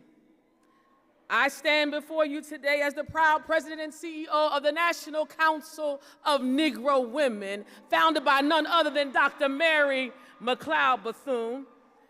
Standing before you in the spirit of the iconic Dorothy Irene Height, who 63 years ago today stood on these steps in this proud moment in American history. Now, the only woman's voice that day was the melodic voice of Mahalia Jackson. But although Dorothy didn't have a microphone on stage, she built a movement in the streets. A movement of black women who still stand and understand this assignment, the assignment fostered by Bethune's boldness, Dorothy's dedication, and Rosa's resistance. That NCNW is still here. Black women, we are still here. And now we've got the microphone, because the work is not finished yet. My brothers and sisters, we find ourselves once again having to defend the most fundamental right of our country. And for this, we've gathered on this sacred ground where our ancestors called us to continue. Now, Dr. Height understood something that we understand today, that a march cannot be the end of a movement. So the simple question we have for you today is, after the march, then what? After the speeches, then what? After the signs come down and we leave D.C., what are we going to do? Well, I can tell you what black women are going to do. We're going to organize. We're going to mobilize. We're going to educate. We're going to activate. We're going to demonstrate. And most of all, we're going to agitate this country. And I'm proud to announce this. With the partnership of the Black Women's Leadership Collective, we are going to register 1 million new black voters by 2028 to get ready for both elections. And we will do this through Power Up, Ready to Vote, because protecting democracy requires more than just telling somebody to go vote. We'll be preparing you for your precincts, making sure that every black voter knows where to vote, what time to vote, and how to vote. We're going to work to overperform at the polls, where every eligible high school senior, every first-time voter on a college campus or in community knows where to go. And we're going to knock on doors in every district where families live, worship, and play until we can't knock anymore. And when somebody tries to suppress you, when someone tries to intimidate or confuse you, we will stand in the face of our enemy to say, no weapon formed against this movement shall ever prosper. And as I close, don't confuse progress with permanence. You see, rights that have been fought for can be weakened. Protections that have been won have already been taken away. But my brothers and sisters, we are that generation that the ancestors dreamed of, that generation that benefited from the backs of those through chattel slavery. We are that generation with young people behind us ready to step up and show out. So when the history asks a question, what did we do when voting rights were threatened? What did we do when they attempted to stop us?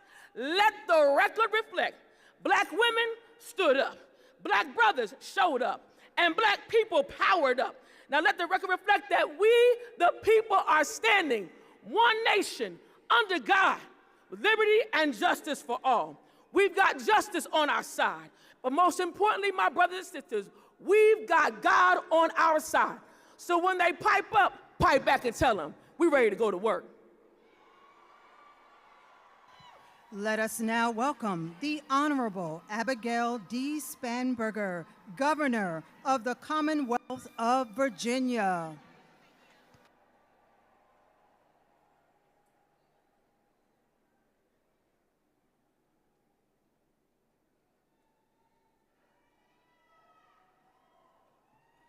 Good afternoon. I am Abigail Spanberger, and I am proud to serve as the 75th Governor of the Commonwealth of Virginia. I was sworn into office in January of this year, and about 6 months into my administration, we made a little news. You see, I had taken the action of restoring the voting rights of 66,000 Virginians. People who had previously been convicted of a felony, had served their time, returned home, and simply wanted the dignity of being able to fully participate in our democracy. The right to vote is about more than a ballot. It's about whether we believe that every person should have a voice in our democracy, and I do. It's about whether we believe our fellow citizens deserve the dignity of being heard, and I do. It's about whether we believe that we can create change when we unite our voices, and I do.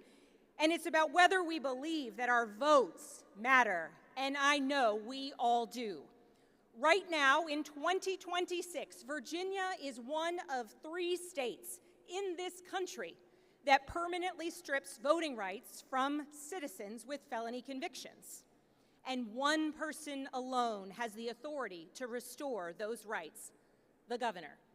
The governor has the sole discretion over whether the restoration process is transparent or done behind closed doors, whether it is easy to apply or deliberately complicated. The governor has the sole discretion over whether the voices of some Virginians can be heard at the ballot box. And my friends, make no mistake, that system, that process is a shameful relic of Virginia's Jim Crow past. In our democracy, our vote is how we make our voices heard. And the proof of that is in the fact that people have worked so hard throughout history to deny others the vote, to silence their voice. So let me tell you about Sam Harris, a Virginian I am proud to say now has the right to vote again. I called him in the days after we restored his rights, and he spoke of his pride in being able to cast a ballot, to use his voice. He spoke of the responsibility he feels to ensure his young daughter understands just how important voting is.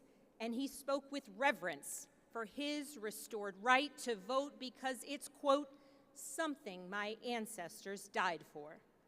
Because for as long as there have been people trying to silence others, there have been generations of Americans fighting for the rights of others. And that is true in Virginia. It was in Fredericksburg, Virginia, where the Freedom Riders made their very first stop on their way south. It was in Richmond, Virginia, the former capital of the Confederacy, that Dorothy Irene Height was born. She became an essential leader for civil rights, and 63 years ago, she stood on this platform as Dr. King delivered his dream for our country. And 26 years later, it was in counties across our Commonwealth that Virginians elected L. Douglas Wilder, the first black governor in the United States of America.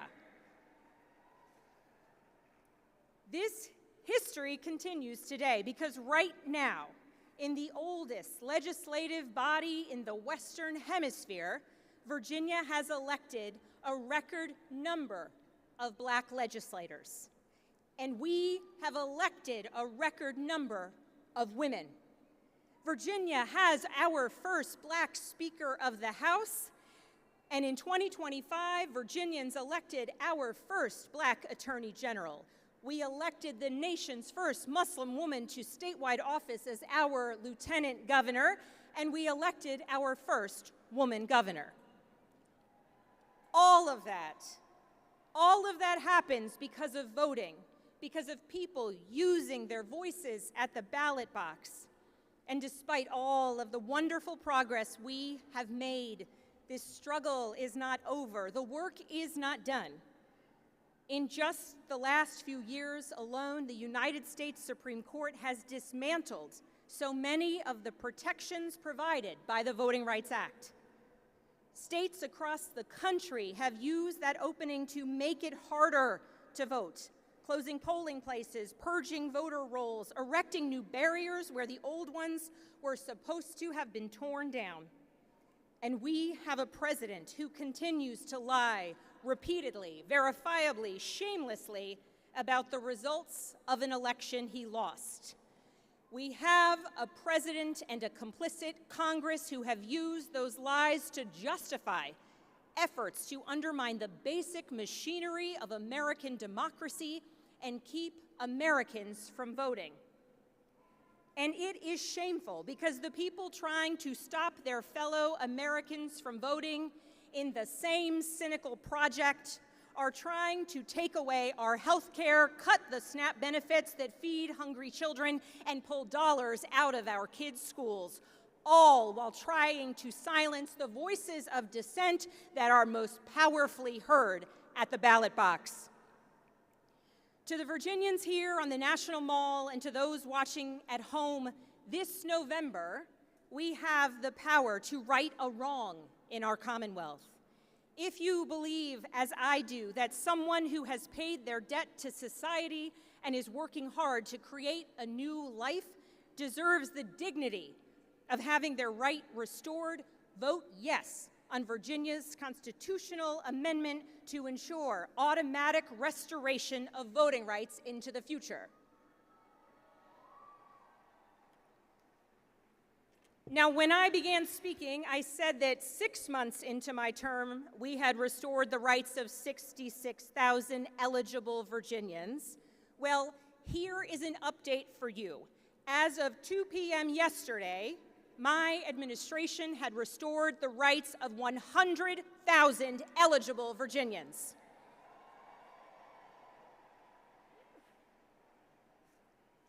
As we leave this place, let us view today's call to action, to organize, to vote, to believe and even dream as our responsibility to ourselves, to our children, and to our ancestors. So let me ask you, do you believe that every person should have a voice in our democracy? Do you believe our fellow citizens deserve the dignity of being heard?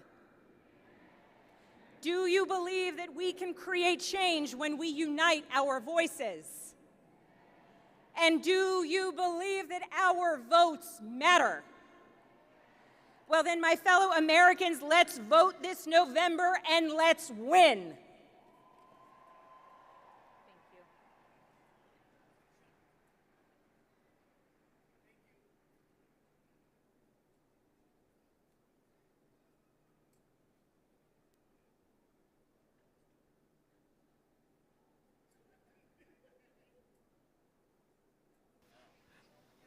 Ladies and gentlemen, please welcome Damon T. Hewitt, President and Executive Director of Lawyers Committee for Civil Rights Under Law. Good afternoon, civil rights. Good afternoon, America. We are here. We've been here. We're going to be here. I am Damon Hewitt, President of the Lawyers Committee for Civil Rights Under Law, an organization founded in that pivotal summer of 1963. Y'all, that was a heck of a summer, a heck of a year. The March on Washington, we lost 4 little girls in Birmingham later that year. President Kennedy was assassinated. Medgar Evers was assassinated in the driveway of his own home. But just days after that, JFK convened leading lawyers from around the country to the White House to get into the game on civil rights. That created the organization I now lead, the Lawyers Committee for Civil Rights.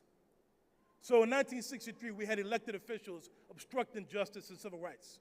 We had black civil rights workers and white allies in fear of our safety and our livelihoods. We had racist elements in government and in the private sector running roughshod over everything we hold dear. That was 1963, but that's also right now. We are in a 1963 moment. We are having our votes suppressed, our voices suppressed, we're being gerrymandered out of existence. The question is, what are we going to do about it? My friends, we cannot just fight back. We also have to fight forward. What got us here will not get us there. At the Lawyers Committee, we fight inside and outside the courts. Litigation, advocacy, policy, working with organizers, because we need all hands on deck to push this fight forward. Here's what I want to leave you with. This election season, but round the clock, round the year, do not take your votes or your voices for granted. Use everything you have in your power to be heard. Register, make a plan, vote. Use the resources like election protection and the 866 I Vote hotline for help. But keep this in mind. All the things they've been trying to do to us, some of them may feel new, some may feel familiar. But this is not the end of our story. Say it with me. This is not the end of our story. If you believe that, if you say that, and you act like you know, then we will fight and we will win. Love you.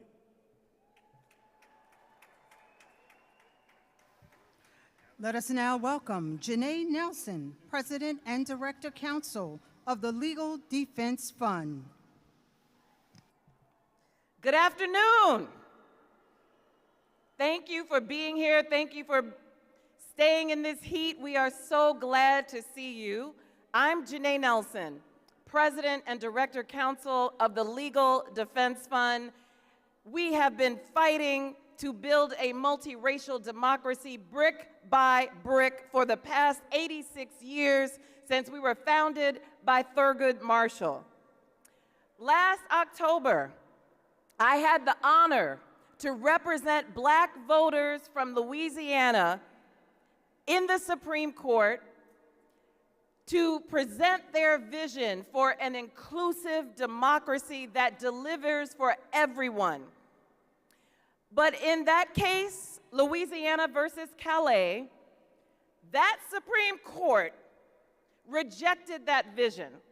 They rejected that vision in favor of a vision that draws black voters out of districts, in favor of a vision that make states that have some of the highest populations of black people have little to no representation in the halls of power. They adopted a vision that silences black voices and suppresses black votes. But you know what? We're here today because we have a whole different vision. And that vision is as clear as the vision that Dr. Martin Luther King Jr. presented 63 years ago when he told us about his dream. Our vision will be real.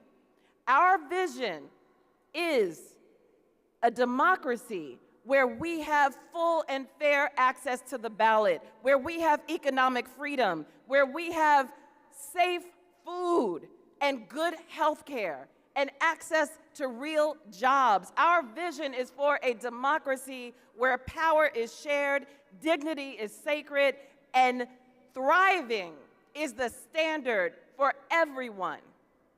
Let me tell you how we're gonna make that vision real. As I wanna break it down because every one of us, everyone within earshot has a job to do. We need to get real. Register to vote, but don't just get registered, don't just check your registration. By September 15th on National Voter Registration Day, you need to make sure 10 other unregistered people are registered and prepared to vote. Engage in your elections. Go to pollworker.org and become a poll worker for this election. Go to ldf.vote and sign up to be a poll monitor. We have to engage in our elections. Democracy is not a state. As John R. Lewis said, democracy is an act. Agitate. Agitate. Go to your city council meeting, your school board meeting, your budget meetings, and make your peaceful presence heard. We have to show up and show out if we want to save this democracy. And finally, the last part of making our vision real is to leave no power on the table. We're not just going to vote in the upcoming midterms. We are going to vote year-round. We are going to make sure that we get our votes out. Thurgood Marshall said that this is our democracy. Make it, protect it, pass it on. Thank you.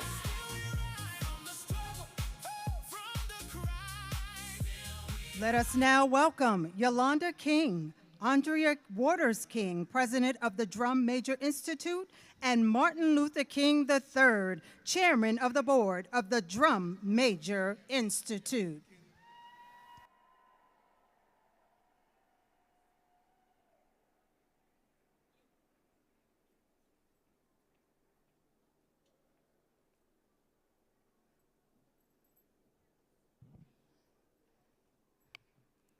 Good afternoon. 63 years ago, hundreds of thousands of people came to this place because they believed America would be better than America was. They marched because they had a dream, but they also marched because they had a demand. And today, 63 years later, my generation has inherited both the dream and the demand. So today, I have 3 words for my generation. Get ready, get set, and let's go. Because this is our leg of the race. This weekend, I will be moving into my college dorm.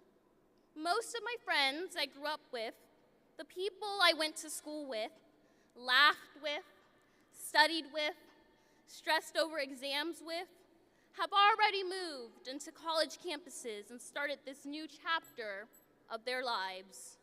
We are unpacking boxes, meeting roommates, finding our classrooms, trying to figure out where the dining hall is, trying to figure out who we are going to become. But while we are beginning a new chapter in our own lives, America is writing a new chapter too. In my generation, has to decide what that chapter will say. Because we are not just going to college to prepare for careers. We are coming of age at a moment when we have to prepare for history. Get ready. My grandfather was 34 years old when he stood at the Lincoln Memorial in 1963 and told America about his dream. I never met him. I never met my grandmother, Coretta Scott King, but I know something they both understood. A dream without work is just a wish. The March on Washington wasn't just one speech. It wasn't just one man, and it certainly just wasn't a day. It was thousands and thousands of ordinary people deciding to do something extraordinary together. People rode buses through the night. People missed work. People risked their jobs. People risked their safety, and some risked their lives. They came because they understood something we still need to understand today. Freedom is not a spectator sport. You cannot watch democracy from the sidelines. You cannot scroll your way to justice. You cannot just repost your way to freedom. You cannot just wait for somebody else to save democracy that belongs to you. Get ready. Recently, I was listening to a podcast with my mother, and Johansa Gregory, the son of the legendary Dick Gregory, shared something his father taught him that stayed with him. He said that we have to stop thinking about freedom and justice like a 50-yard dash, or even in a 100-yard dash. This is a marathon run as a relay. Think about that, a marathon run as a relay. That means nobody is expected to run the whole race. My grandfather didn't, my grandmother didn't, John Lewis didn't, Fannie Lou Hamer didn't, Bayard Rustin didn't, Dorothy Height didn't, the countless people whose names we will never know didn't. They ran their leg. They passed on the baton. That is how movements work. That is how democracy survives. Generation after generation, hand to hand, heart to heart, courage to courage. And now the baton is in our hands. Get set. My grandmother used to say that struggle is a never-ending process and that freedom is never really won. You have to earn it and win it in every generation. Well, Grandma, here we are. This generation has arrived. And yes, we have all heard all the things people say about Gen Z, that we're distracted, that we're always on our phones, that our attention spans are too short, that we're too sensitive, that we're cynical, that we don't care. And I don't believe that. I think my generation cares so much that sometimes we don't know what to do with all of it. We have grown up watching school shootings in real time. We have watched children practice active shooter drills before they were old enough to spell democracy. We lived through a pandemic. We watched George Floyd call out for his mother. We have watched wars and human suffering unfold on screens we carry in our pockets. We have inherited a planet of crisis. We have seen hatred amplified by algorithms and lies travel around the world through the truth before the truth could ever be seen. And we have watched rights that generations before us fought to secure come under attack. So don't tell me my generation doesn't care. We care. The question is whether we will turn that caring into courage, whether we will turn our anxiety into action, whether we will turn our outrage into organizing, whether we will turn our posts into purpose, whether we will turn our fellow followers into fellow citizens, and whether we will turn our generation into a movement. Get set, because we have work to do. We will be the generation that protects the right to vote. We will be the generation that refuses to accept gun violence as normal. We will be the generation that confronts racism, anti-Semitism, sexism, homophobia, xenophobia, Islamophobia, and every ideology that tries to convince us that some human beings matter more than others.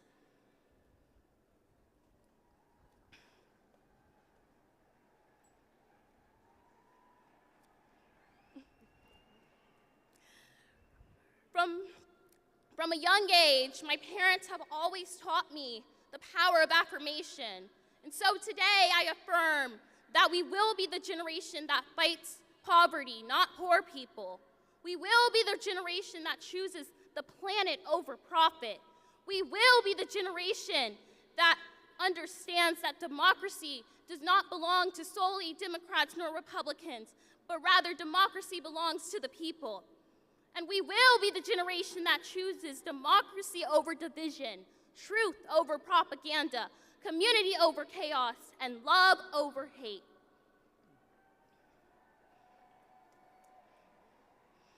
And when I say love, I don't mean the sentimental love, not the passive love, but rather the love that is powerful, the love that is disciplined, the love that is courageous, the love that refuses one to succumb to hatred, the love that organizes, the love that votes, the love that marches, the love that serves, and the love that shows up.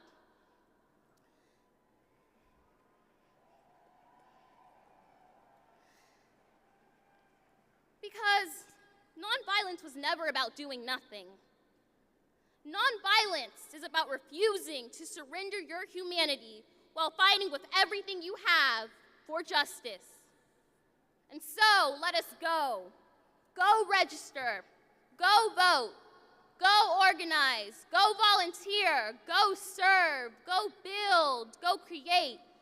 Go disrupt injustice. Go sit at tables where decisions are made. And when there isn't a seat for you, bring your own chair. And when there isn't a table, build one. And when somebody tells you that you're too young, remind them that young people have always changed the world. The students who sat at the lunch counters were young. The freedom riders were young. John Lewis was 23 years old when he spoke at the March on Washington. My grandfather was only 34. They didn't wait until someone told them they were old enough to lead. Neither will we.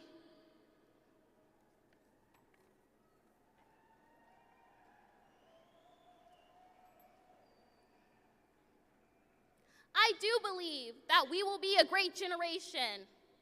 But being a great generation is not something we get to declare. It is something we have to prove. We prove it by what we build. We prove it by who we protect. We prove it by whether we show up when someone else's rights are threatened. We prove it by refusing to confuse popularity with leadership. We prove it by understanding that justice is not something that we inherit. Justice is something we practice. 63 years ago, my grandfather told America, "I have a dream." Today, I want my generation to say something back. We hear you. We know the dream was never finished. And we know you were never asking us to simply remember you. You were asking us to continue. So we will. We will pick up the baton. We will restore the dream when voting rights are weakened. We will restore the dream when hatred tries to divide us. We will restore the dream when children are afraid to go to school. We will restore the dream when people are treated as less than human because of their race, religion, gender, immigration status, whom they love, how much money they have, or where they were born. We will restore the dream. And when somebody tells us the problems are too big, the divisions are too deep, the system is too broken, and our generation is too young, we will tell them watch us. Because the people who marched here 63 years ago did not just give us a finished dream, they gave us a baton. And a baton is something you do not just simply frame and hang on a wall, you run with it. So to my generation, get ready. Know your history. Know what was sacrificed for you. Know that freedom was never free. Know and get set. Find your purpose. Find your people. Find the place where your gifts meet the needs of the world. And then go. Run your leg. Run it with courage. Run it with joy. Run it with love. Run it for the people who came before you. Run it for the people running beside you.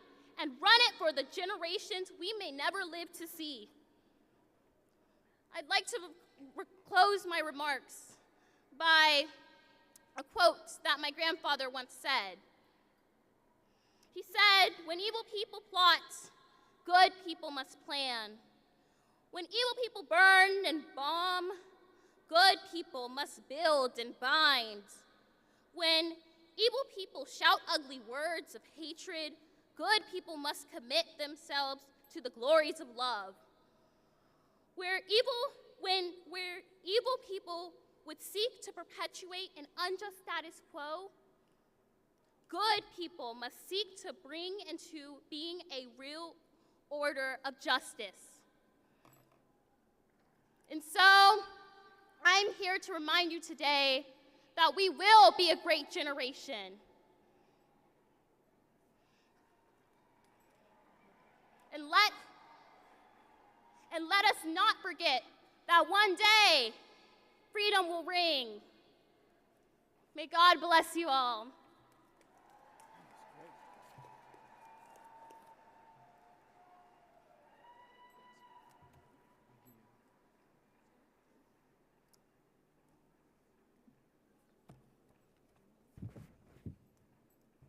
Good afternoon.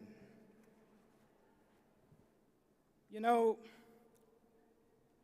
as we observe this 63rd anniversary, I want to first thank all the parents and those who are teaching our children, because a nation is judged by how it treats its most precious resource. And certainly, our children are our most precious resource. Today, we have the opportunity to know history, because the people that do not remember it are doomed to repeat the mistakes of the past. Unfortunately, we are in the midst of a disgraceful attempt by some politicians to return our nation to the days of unchecked racism, murder, selfishness, and greed. On March 31st, 1968, my father, Martin Luther King Jr., delivered his final sermon at the Washington National Cathedral, entitled "Remaining Awake Through a Great Revolution." For those of you who are not familiar with that story, it's about a man named Rip Van Winkle who fell asleep for 20 years and didn't recognize what had transpired during his nap. In that message, Dad stated, the real tragedy of the tale wasn't that Rip slept for 20 years. The tragedy was that he missed the opportunity to affect change in his community during a major transition from King George to President George Washington. Well, it's now 2026, and we have dictator wannabes who try to minimize, with a silly focus on semantics, the vital importance of our being aware or awake, if you will, to the many unjust and inhumane changes taking place now and over the last 20 years. We thank God that our ancestors repeatedly woke up building this nation. They woke up with courage and faith to speak truth to power and get into the kind of good trouble that the late John Lewis talked about, that helped to open doors for the marginalized across the country, regardless of race, age, or gender. The fact that we still have to fight to maintain and renew voting rights in this country is beyond abysmal and a truly national disgrace. If some don't change their ways, it won't be long before we all experience the discomfort of the divine judgment that God has promised. If we turn back to Him with obedience and to His will, to God's will, mercy and grace can indeed protect and keep us from killing one another. Three of the major transformations that Dad prophetically spoke about in 1968 are the same concerns we face today. We have a technology revolution driven by automation. We have data centers and driverless cars, but minimal support for local farmers, certain school systems, military veterans, poor neighborhoods, senior citizens, and single parents.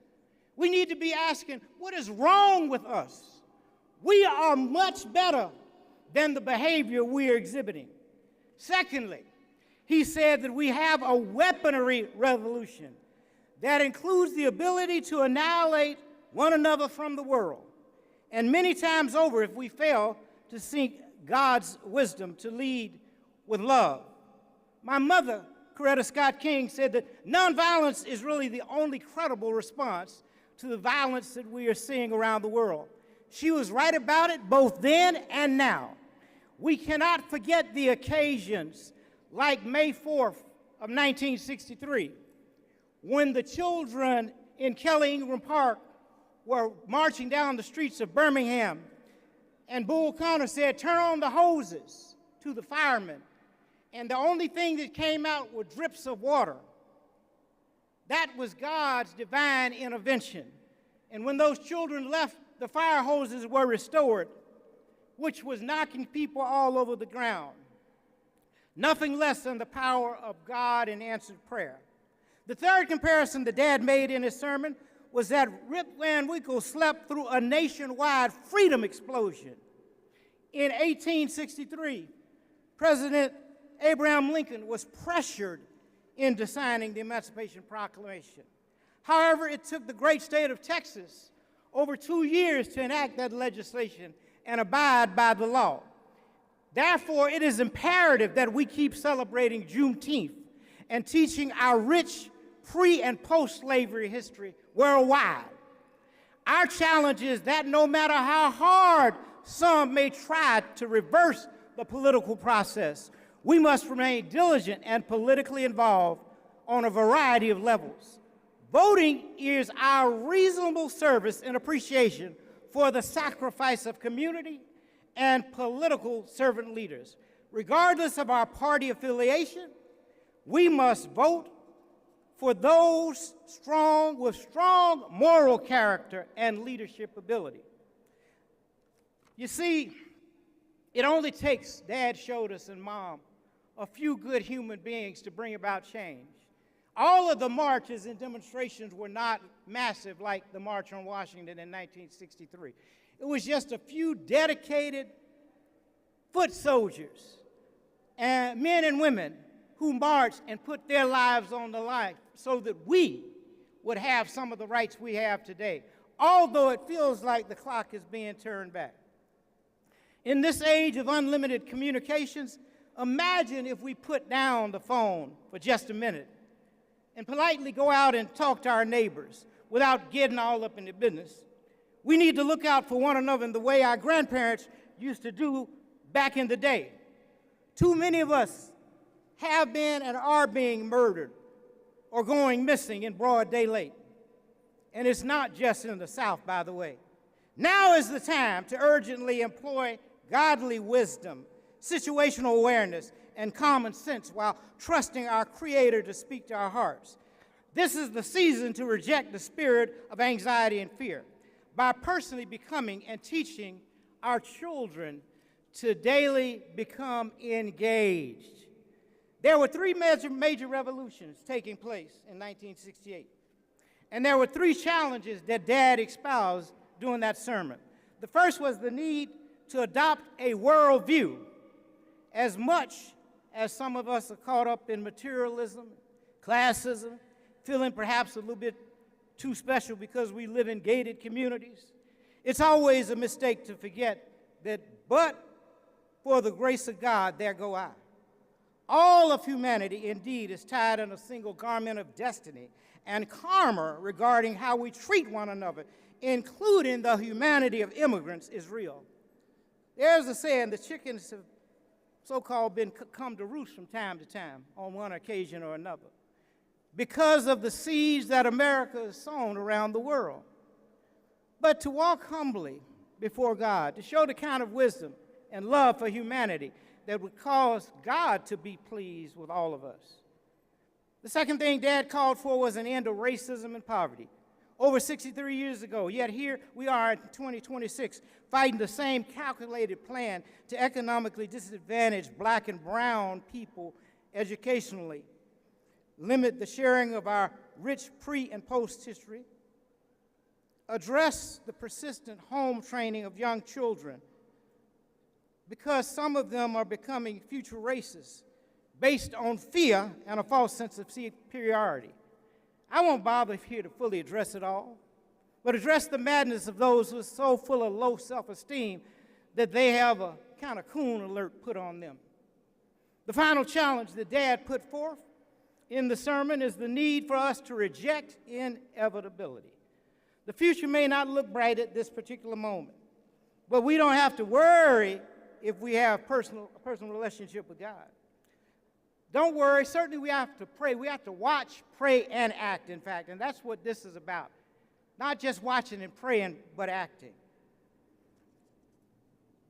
So, human progress, Dad said, does not roll in on the wheels of inevitability. It requires the tireless work of dedicated people of all races willing to stand up for justice. Like Medgar Evers did, like Malcolm X did, like Julian Bond did, like so many other nameless individuals did. Dad used to call them foot soldiers. Reverend C.T. Vivian got knocked to the ground for refusing voting rights, but he immediately got back up and said, we're going to register today because this is our God-given right. Fannie Lou Hamer used to talk about she was sick and tired of being sick and tired, and so many of us may be that, but she never gave up. And many congresspersons, the late, great Shirley Chisholm, Congresswoman today, Auntie some call her Maxine Waters, many courageous people, Al Green, who's leaving Congress, epitomizes courage every day, and many other fearless and elected appointed officials. Claudette Colvin, don't know if you remember the name, but Claudette Colvin refused to give up her seat on the Alabama bus at 15 years old because she said history had glued her to the seat. This courageous young girl was arrested and labeled a juvenile delinquent several months before Rosa Parks was arrested. Just brilliant when you think about it. In 1967, my father asked a question in his last book, where do we go from here, chaos or community? Dad told us that the ultimate measure of a man and a woman was not where you stand in times of comfort and convenience, but where you stand in times of challenge and controversy. On some questions, cowardice asks, is a position safe? Expediency asks, is a position politic?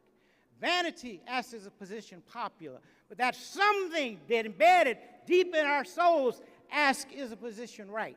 We must take those positions that may not be safe, that may not be popular, that may not be political. But God knows we must take them because our consciences are telling them they are right. We still have to refuse hatred and violence in favor of what he called the high plane of dignity and discipline. We must meet potential physical violence with the more powerful spiritual force. And then we got to wipe out those triple evils of poverty, racism, and violence.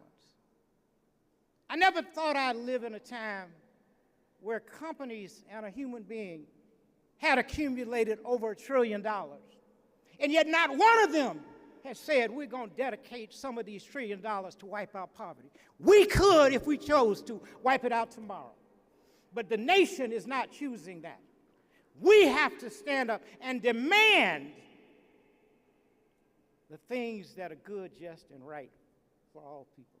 So I say to you in closing, and as I close, I got to recognize my classmate who has done so much in the film and television industry over the years, my classmate from Morehouse College of 1979, Brother Spike Lee. I got to say, always good to see Brother Spike Lee.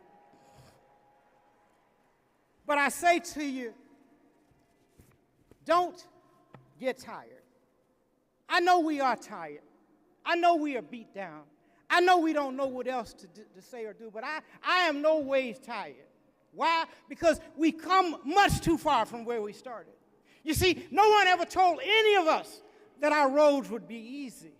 But what I know is our God did not bring any of us this far to leave us. Thank you, and God bless you.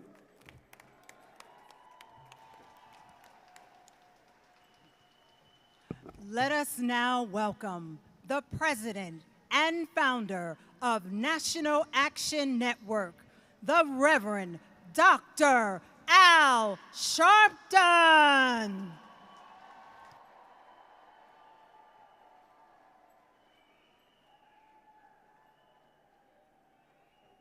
No justice, no justice, no justice. All right. Let me say that as we have gathered here today, by the thousands, I'm looking all under the trees and all of you that have come, many far, some near. 10 buses left Houston, Texas.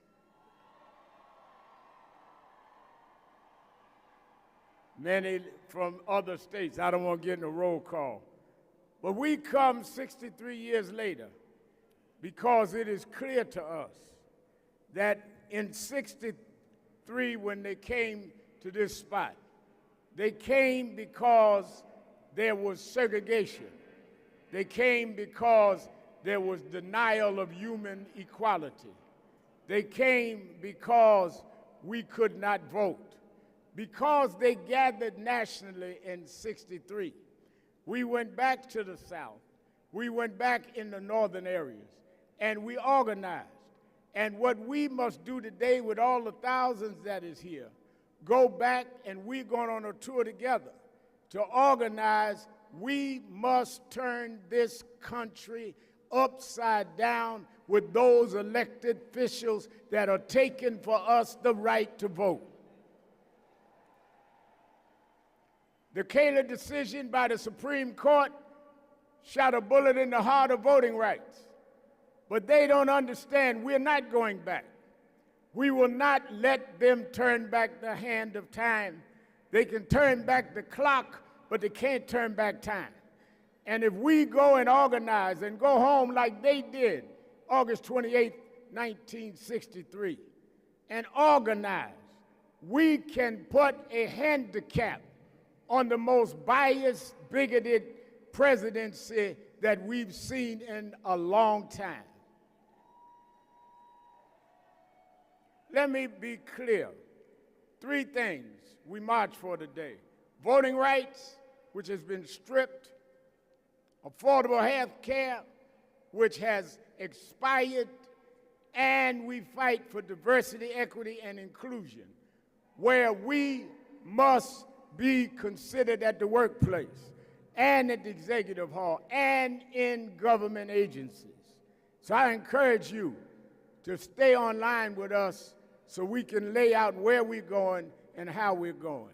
We're going to march to the Martin Luther King Memorial, but I've invited some special guests that's going to speak to us, and then we're going to march.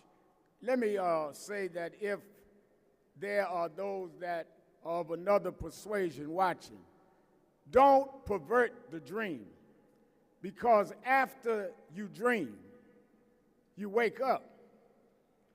And you confuse those of us that have dreamed the dream with being woke. We're woke with the dream. Don't apologize for being woke. Apologize for dreaming and staying in the bed. Apologize for dreaming and laying there acting like you are all of that we awoke because we woke up with a dream in mind, and we're in Washington, D.C. to proclaim the dream is still alive. Lastly, someone said to me, Reverend Al, y'all are going to have it at Lincoln Memorial? I said, yes, we're going to have it where Dr. King and others stood. They said, but they are changing and they're doing things to the reflection pool. I said, well, that to me is equal to what is happening in the White House. They're trying to find something wrong with our reflections. They don't want us to reflect. That's why they're taking black history out of schools. They don't want us to reflect. That's why they're taking our names and pictures down at the Pentagon. They don't want us to reflect because they don't want us to see that despite slavery and economic exploitation and segregation, we rose and became president of the United States. They don't want us to reflect. Ain't nothing wrong with that pool. You got the wrong people working on the pool. And we got the wrong people working on reflections. We reflect today freedom fighters. We reflect today color barriers. We reflect today at the reflection pool that we didn't win a bid. We won a mission, and we're going to stand up and not fight back.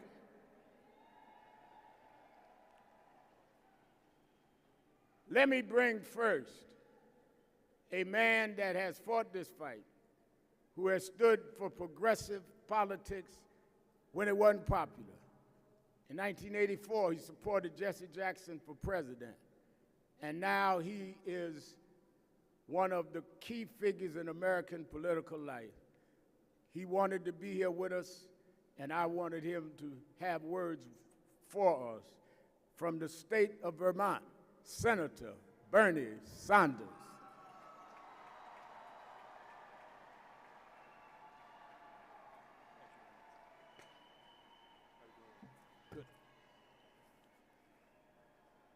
Let me thank Reverend Sharpton and the National Action Network for organizing this event, for allowing me to say a few words to you. And let me thank all of you for being here in this very dangerous moment in American history. 63 years ago, 250,000 Americans descended upon this very location for what is now recognized as one of the most significant events in the modern history of our country, the March on Washington for Jobs and Freedom.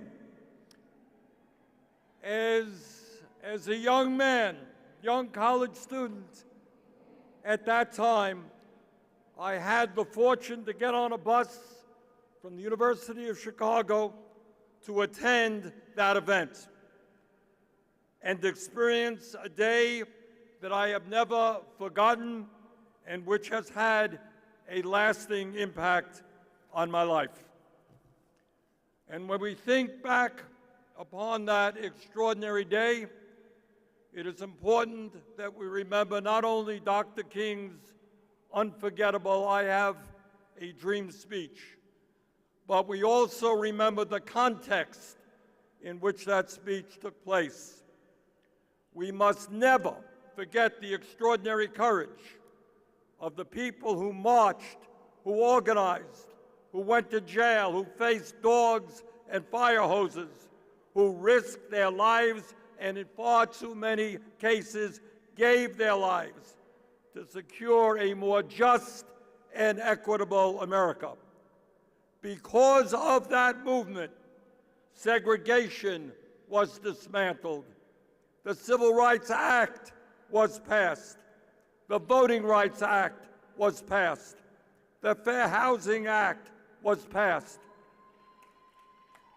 Millions of Americans gained rights and freedoms that had been denied to them solely because of the color of their skin. Tragically, that dream of a more just and equitable society has never been under greater threat than it is right now. Today, we have a president who, along with the Supreme Court members he appointed, is carrying out the most significant assault on voting rights since segregation, targeting virtually every aspect of the electoral system. He is seeking to purge voter rolls and obtain sensitive voter data, restrict mail-in votes and early voting, redraw congressional districts for partisan advantage, and deploy federal agents around polling places. He has undermined faith in American elections by falsely claiming that he won the 2020 election, and he goes around the country claiming that there are hundreds of thousands of undocumented immigrants who vote in our elections, which is an absolute lie. Bottom line, Donald Trump is an authoritarian who is deliberately trying to destroy faith in American democracy, create confusion, sow mistrust in our elections, and make it harder for Americans to vote. But Dr. King's dream is under threat in other ways as well. Dr. King understood that political freedom and economic freedom are inseparable. And that is why the March on Washington was not simply a march for voting rights, as enormously important as that was. It was the March on Washington for jobs and freedom. As Dr. King, a strong ally of the trade union movement, famously said, quote, "What good is having the right to sit at a lunch counter if you can't afford to buy a hamburger?" And let us never, ever forget, Dr. King was assassinated in 1968 while he was in Memphis, Tennessee, standing with exploited sanitation workers who were attempting to organize a union. Let us be clear. It's not only voting rights that are under assault today. That part of Dr. King's dream, the dream of genuine economic freedom, is also under unprecedented attack. Today, we have more income and wealth inequality than at any moment in American history. Today, 60% of our people live paycheck to paycheck, struggling to afford groceries, health care, housing, education, and the very basic necessities of life. And while this economic crisis impacts all of our people, all races, creeds, and people in every corner of our country, it continues to disproportionately affect the Black community. Black Americans continue to face higher rates of poverty, shorter life expectancy, lower rates of home ownership, greater exposure to environmental hazards, and enormous disparities in access to capital and economic opportunities. Trump's devastating cuts to health care, education, Head Start, and other programs have only made a very bad situation even worse. My friends, 63 years ago, Dr. King stood at this location and inspired all Americans, people of every color, every religion, every background, to stand together in the struggle for racial and economic justice. And as you all well know, the message he delivered back in 1963 is as true today as it was back then. Yes, black and white, Latino and Asian, people of all races, religions, and backgrounds must come together now in the fight for justice. We must never accept an economy in which so few have so much while so many have so little. An economy in where one man now owns more wealth than the bottom 50% of American households. Billionaires must start paying their fair share of taxes. We must never accept a corrupt campaign finance system which allows wealthy campaign contributors to undermine our democracy and buy elections. We must get rid of that disastrous Supreme Court decision, Citizens United. We must get super PACs out of the political process. We must move to public funding of elections. Brothers and sisters, we must never accept a system in which millions of workers continue to earn starvation wages and are denied the right to join unions. We must raise the minimum wage to a living wage at least $20 an hour. And we must pass the PRO Act, making it easier for workers to join unions. We must never accept a healthcare system designed to make huge profits for the insurance companies and the pharmaceutical industry. Healthcare is a human right. We must join every other major country on earth and guarantee health care to every man, woman, and child through a Medicare for all single-payer program. We must never accept a situation in which a handful of big tech oligarchs push their AI agenda down the throats of the American people, threatening millions of our jobs, our privacy rights, the mental health of our children, and the very future of humanity.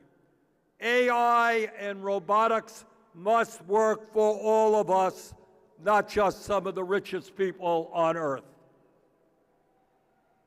We must never accept a situation in which a handful of fossil fuel executives are putting the very future of the planet at stake for their own short-term profits. We must create millions of good-paying jobs by transforming our energy system away from fossil fuel and toward energy efficiency and sustainable energies. Brothers and sisters, the people who marched on Washington in 1963 understood real change does not come from the top on down, it comes from the bottom on up. It comes when ordinary people organize. It comes when black and white, Latino, Asian American, Native American, and immigrant communities stand together. The March on Washington and the movement behind it changed the course of American history. And now it is our turn. Let us go forward together. Thank you all very much.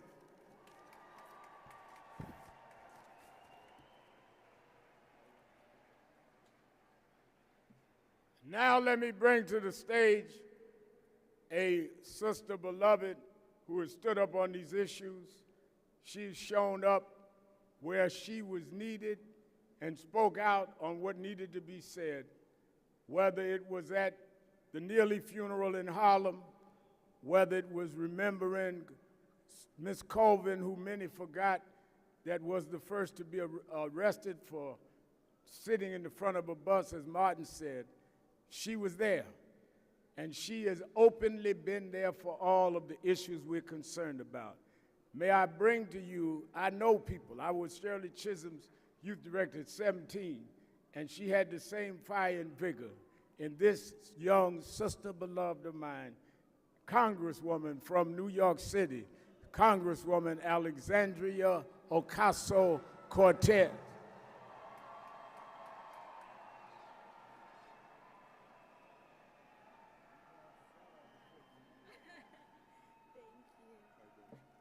Thank you. Good afternoon, everyone. How are we doing today? My name is Alexandria Ocasio-Cortez, and I am so honored to be here today. 63 years ago, hundreds of thousands of Americans gathered right here and changed the course of our nation's history. But what made that day possible began long before anyone arrived in Washington. Before postal workers, professors, domestics, and organizers gathered here, they started to build something together at home.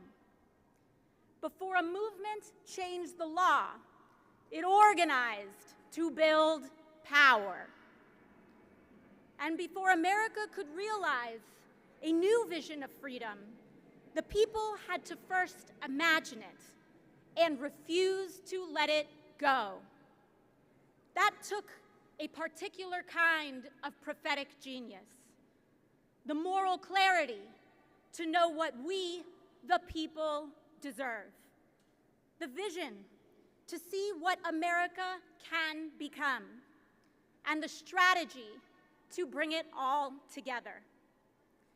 That prophetic genius was everywhere in the movement that built this march. Bayard Rustin, Ella Baker, Dr. Martin Luther King Jr., Dorothy Height, and one of my personal heroes, A. Philip Randolph. You see, A. Philip Randolph understood something radical, that black freedom, civil freedom, and all of our full freedom requires economic freedom. Because if we cannot exercise our most basic rights, a shelter to grow a family in, food to sustain our lives, and an education with which to flourish, then it is no freedom at all. It is tyranny. Randolph taught that racial injustice wasn't only enforced through civil segregation. It was enforced through an economy that depended on black labor while denying black workers their fair share. Randolph organized the Brotherhood of Sleeping Car Porters against one of the most powerful corporations in the United States. And by 1963, Randolph and so many others had brought hundreds of thousands of people to Washington to demand that America finally deliver on its promise of freedom.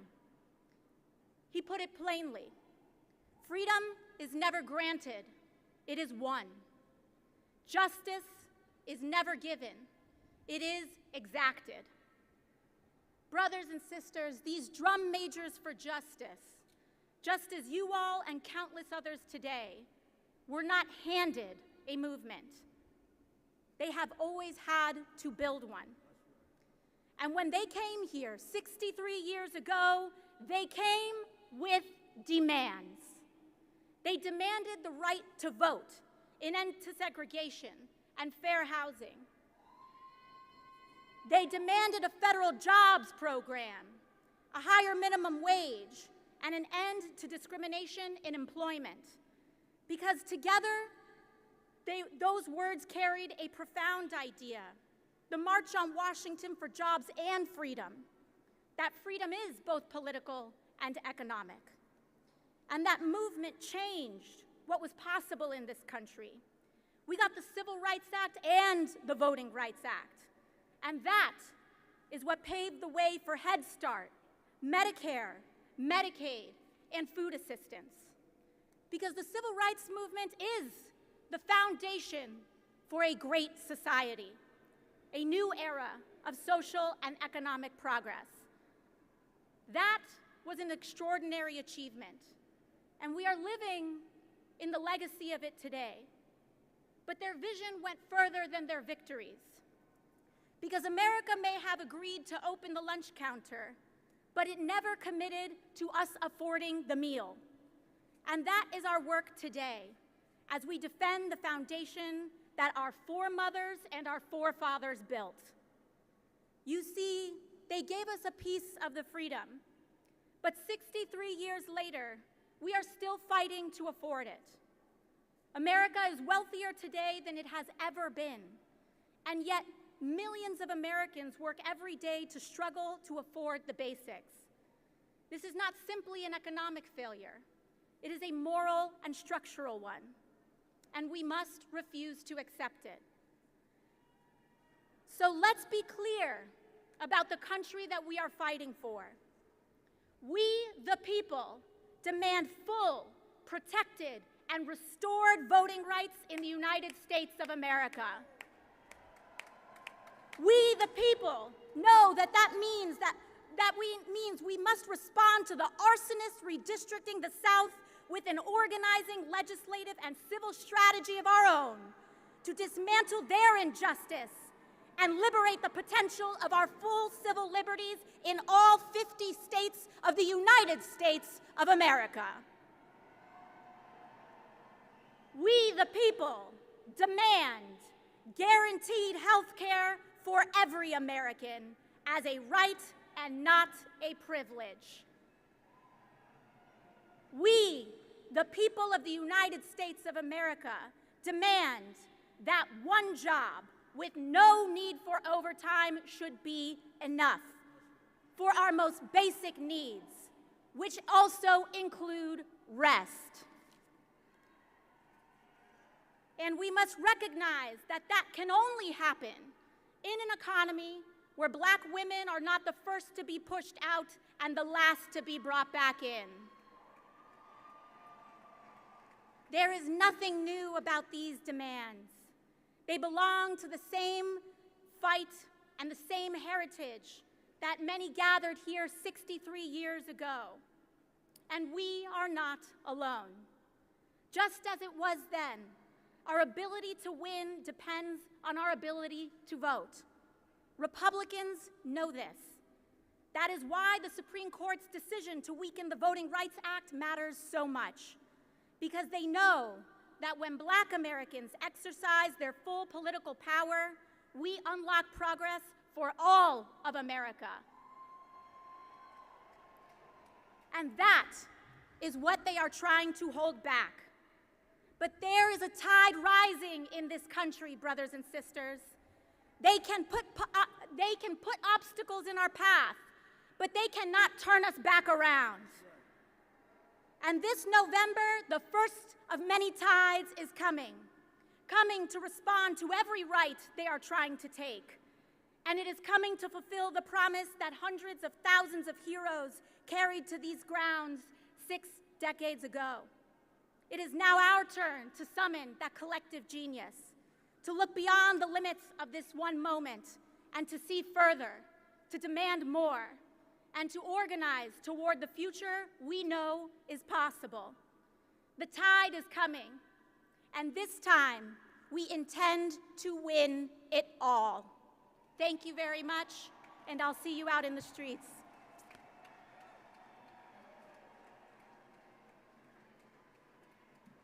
We're winding down. Are you ready to march? Are you ready to march? All right, let me bring to the stage someone that not only today wouldn't have happened without the movement for progressive political empowerment, labor rights would not have happened to the degree it did and the degree it continues to be without the president of the American Federation of Teachers, Sister Randi Weingarten.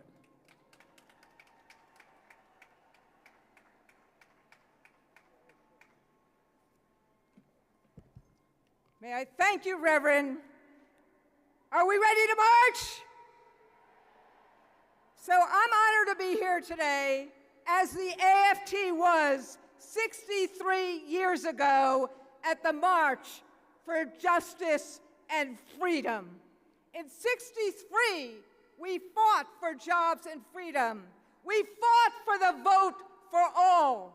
But now, 63 years later, as so many speakers before me have said, we are fighting to defend the vote because the vote is a basic human right, because the vote is how we make democracy work, because the vote is how we make sure that the economy works for working people.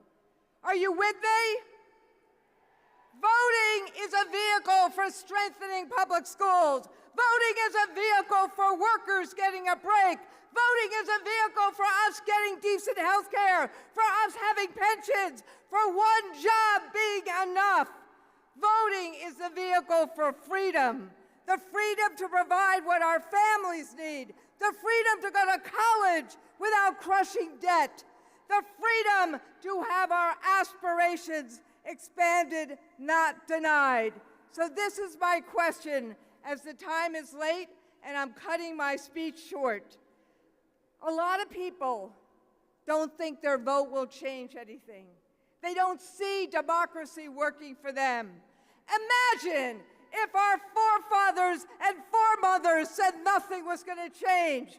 Imagine if they didn't fight Jim Crow. Imagine if they didn't fight slavery. Imagine if they didn't fight for a better life. We have to be evangelists for our communities, for voting, for people in our lives. The people in our lives, their dreams matter. They matter. We are not powerless. But this is the point, my friends.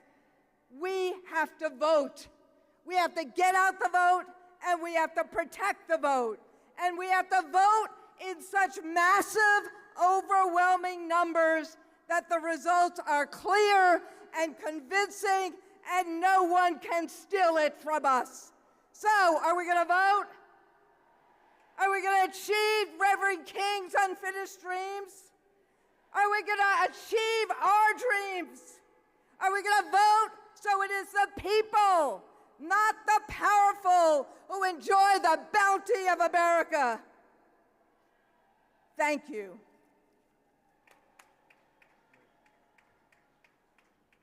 Let us hear the Attorney General of Black America, Attorney Ben Crump.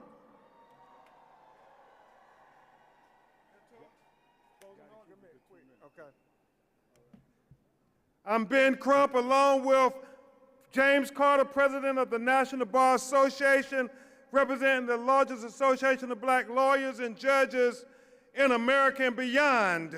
And it's all of us lawyers standing in the tradition of Thurgood Marshall as we remember on this day, 71 years ago, that Emmett Till went missing. And then later we found that he was kidnapped and he was lynched. And now in 2026, we're still fighting in Mississippi for truth and transparency and equal justice under the law for Nolan Xavier Wells. We have to vote for Nolan because he was 18 years old and he never got an opportunity to vote. We have to vote for George Floyd and Breonna Taylor and Trayvon Martin and Ahmaud Arbery. So when I say George Floyd, I want you to say vote George Floyd. When I say Breonna Taylor, I want you to say vote Breonna Taylor. When I say Trayvon Martin, I want you to say vote Trayvon Martin. When I say Ahmaud Arbery, I want you to say vote Ahmaud Arbery. And when I say Nolan Xavier Wells, I want you to say vote Nolan Xavier Wells. I rest my case. Y'all, let's go vote like our children's lives depend on it. Thank you, Reverend Al Sharpton. Let me bring on our closing speakers, the chairman of the board of the National Action Network and the head of the Conference of National Black Religious Organizations and Pastors Grace Baptist Church, Reverend Dr. W. Franklin Richardson.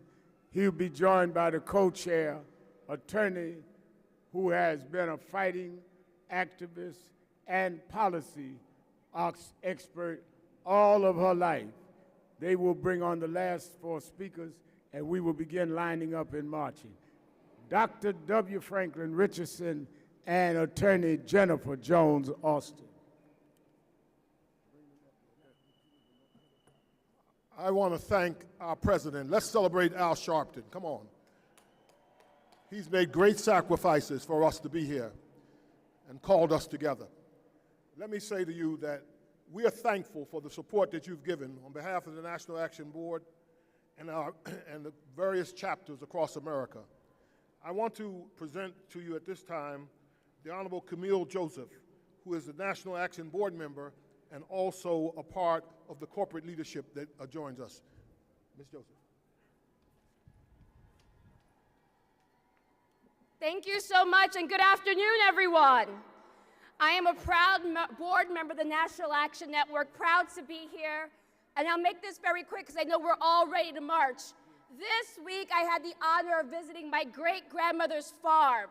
My great-grandmother was a single woman who raised over 10 children. She understood the power of having land, but she instilled in all of us the power of understanding your rights, economic opportunity, and bolstering health care.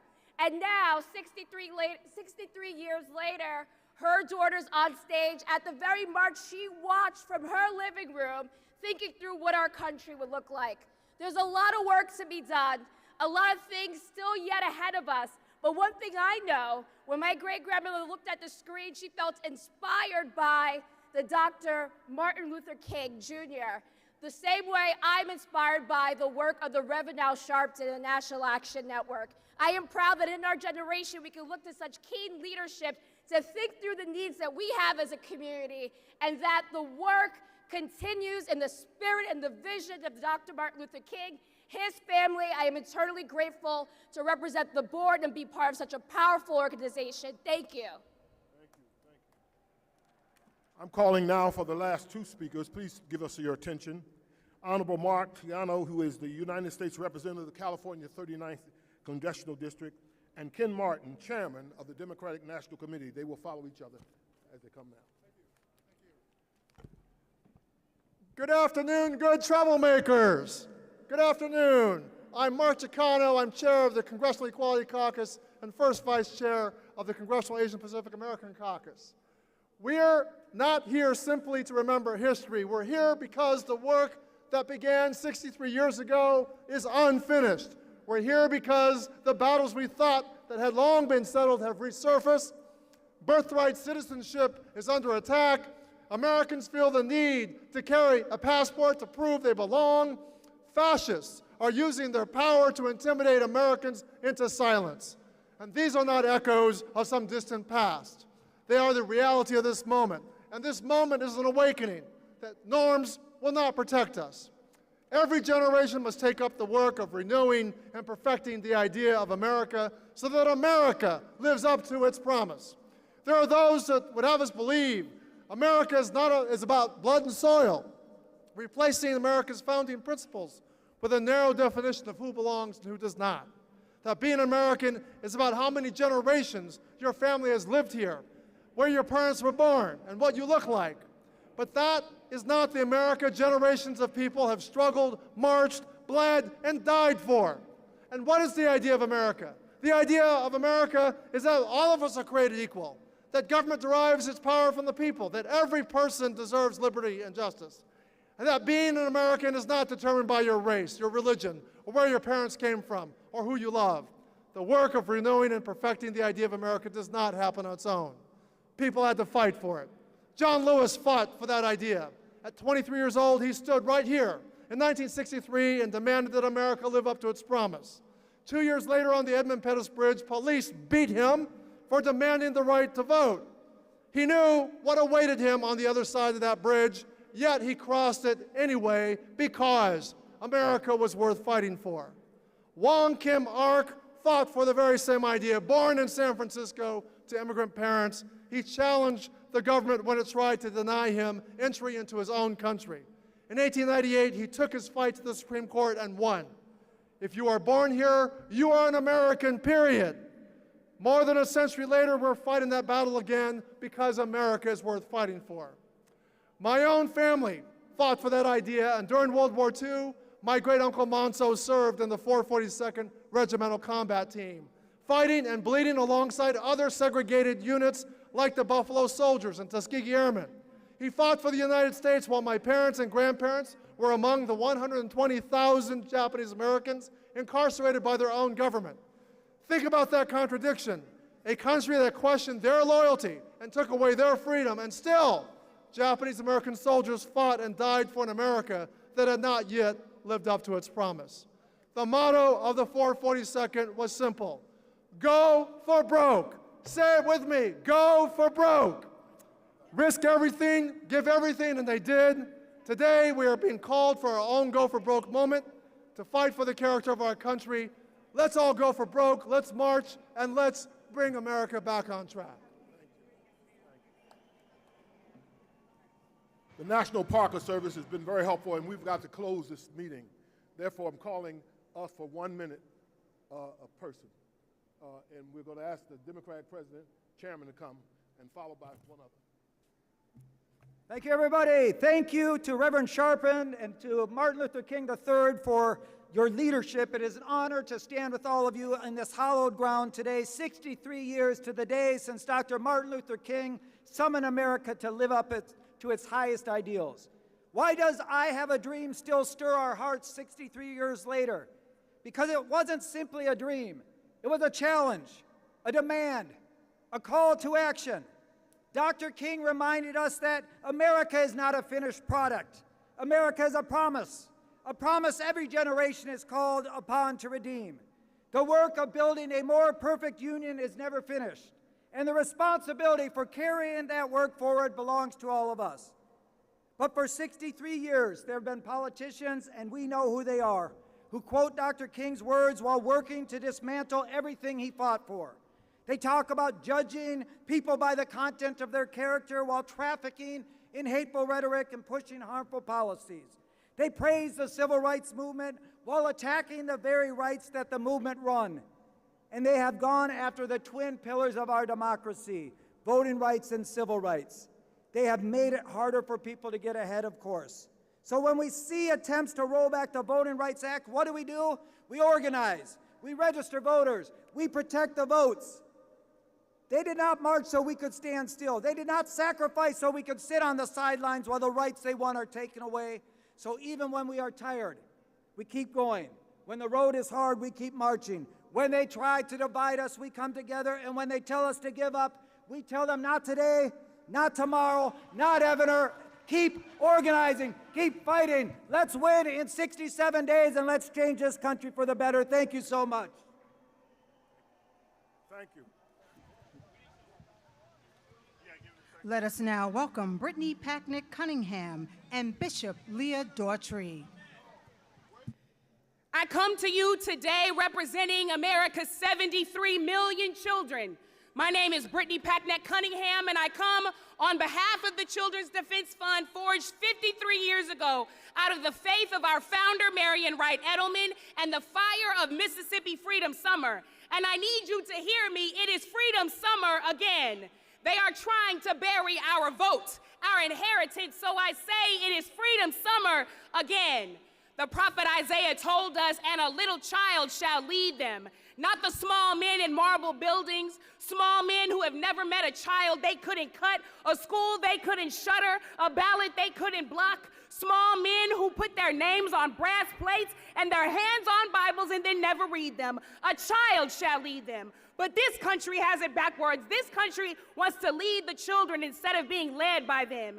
Be led by men who've never missed a meal leading a child into hunger. white-collar criminals who've never been stopped and frisked, leading a child into a prison cell, men who gut the lunch line and gild the ceiling, men who won't put $1 in a library but can find $1 billion for lockup, and they have the audacity to call that freedom. That's not freedom, that's fraud, and it's dressed up in a flag. So hear me, we are here to flip the script, to let a child lead us. Let a child lead us back to the polls. Let a child lead us back to the register, the rally, and the ballot box. When you are protecting the vote, you're not protecting a party, you are protecting a promise. Vote for your children, vote with your children. Vote because your children are watching. We're not here to whisper, we came to witness and to work. A child shall lead us, not the cowards, not the cynics. A child shall lead us, and we are going to follow them all the way to freedom. Let's go get free.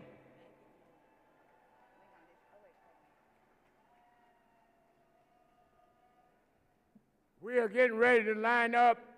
Some of you are moving over. We're going to have a benediction. But Attorney Jennifer Jones-Austin, will you come forward? I didn't hear you say nothing today. That's the vice chairman. And she's telling me we got to get out of here, but I want y'all to give her another hand, our vice chair. All right, we got to go. Bishop Leah Daughtry will give us a blessing, then let us line up to our right.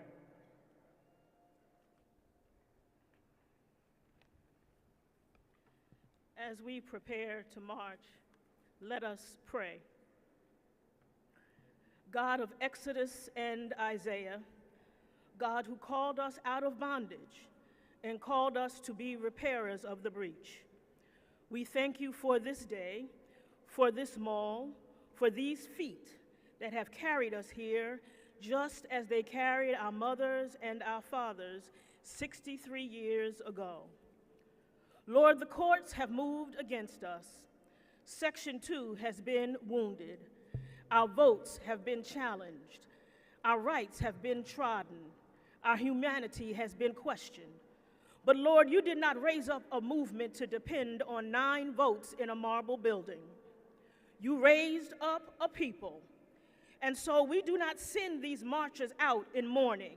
We send them out in commission to serve the least, the last, and the lost, the left out, the locked out, and the left behind, to be their voice, to be their hope, to be their strength, to be their light, to fight for them with conviction and compassion, for them and for ourselves, for the work that must be done, for the bridges that must be built, for the children who must be saved, for the sick who must be healed, for the last who must be first. We march, not to complain, but to contend. We march, not to remember democracy, but to defend it. We march, and we shall be called repairers of the breach, restorers of streets in which to dwell. In the name of every ancestor who marched before us, and the God who marched with them, and who marches with us today, we decree and we declare that it is so. And all the people of God say, amen.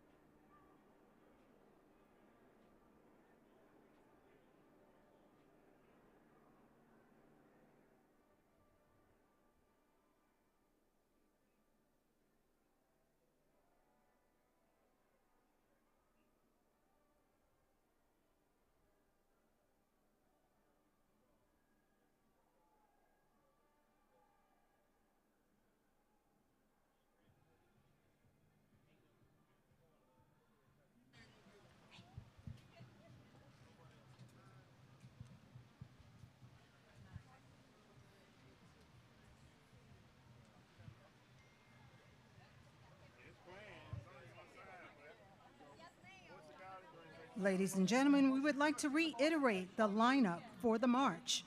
Please line up to the right of the stage, my right, your left, onto Daniel French Drive. Let us march. Again, please line up to the right of the stage, my right, your left, onto Daniel French Drive. Let us march.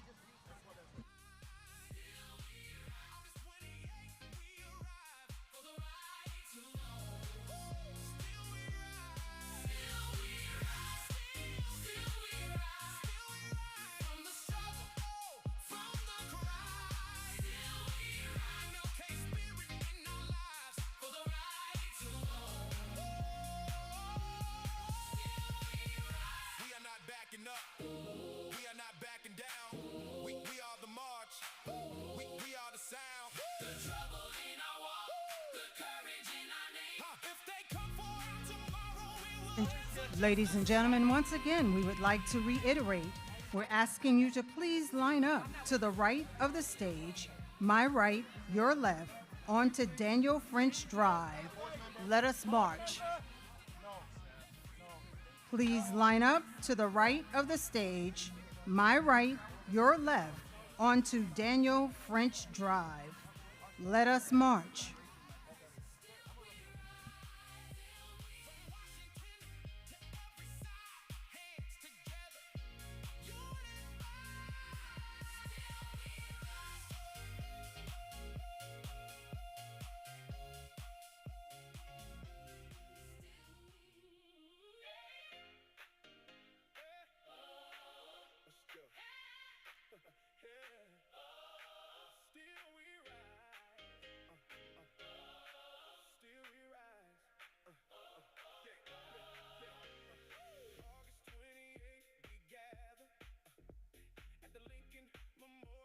Ladies and gentlemen, we would like to remind you again, we're asking everyone to please line up to the right of the stage, my right, your left, onto Daniel French Drive. Please line up to the right of the stage, my right, your left, onto Daniel French Drive. Let us march.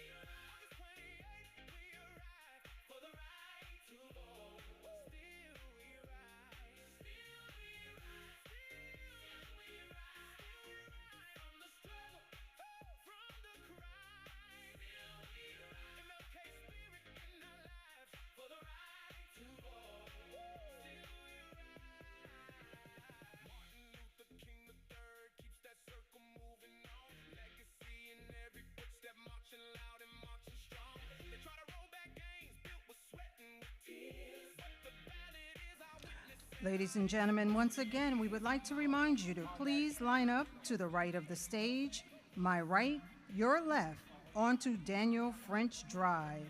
Please line up to the right of the stage, my right, your left, onto Daniel French Drive.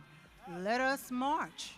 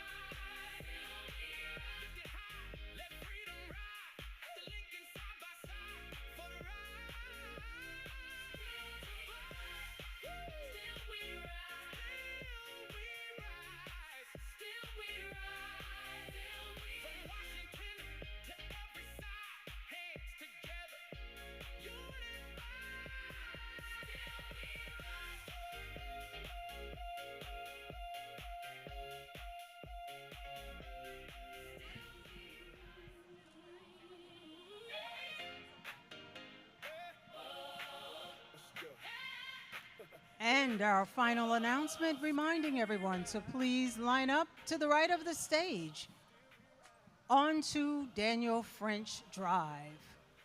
Please line up to the right of the stage onto Daniel French Drive. Let us march.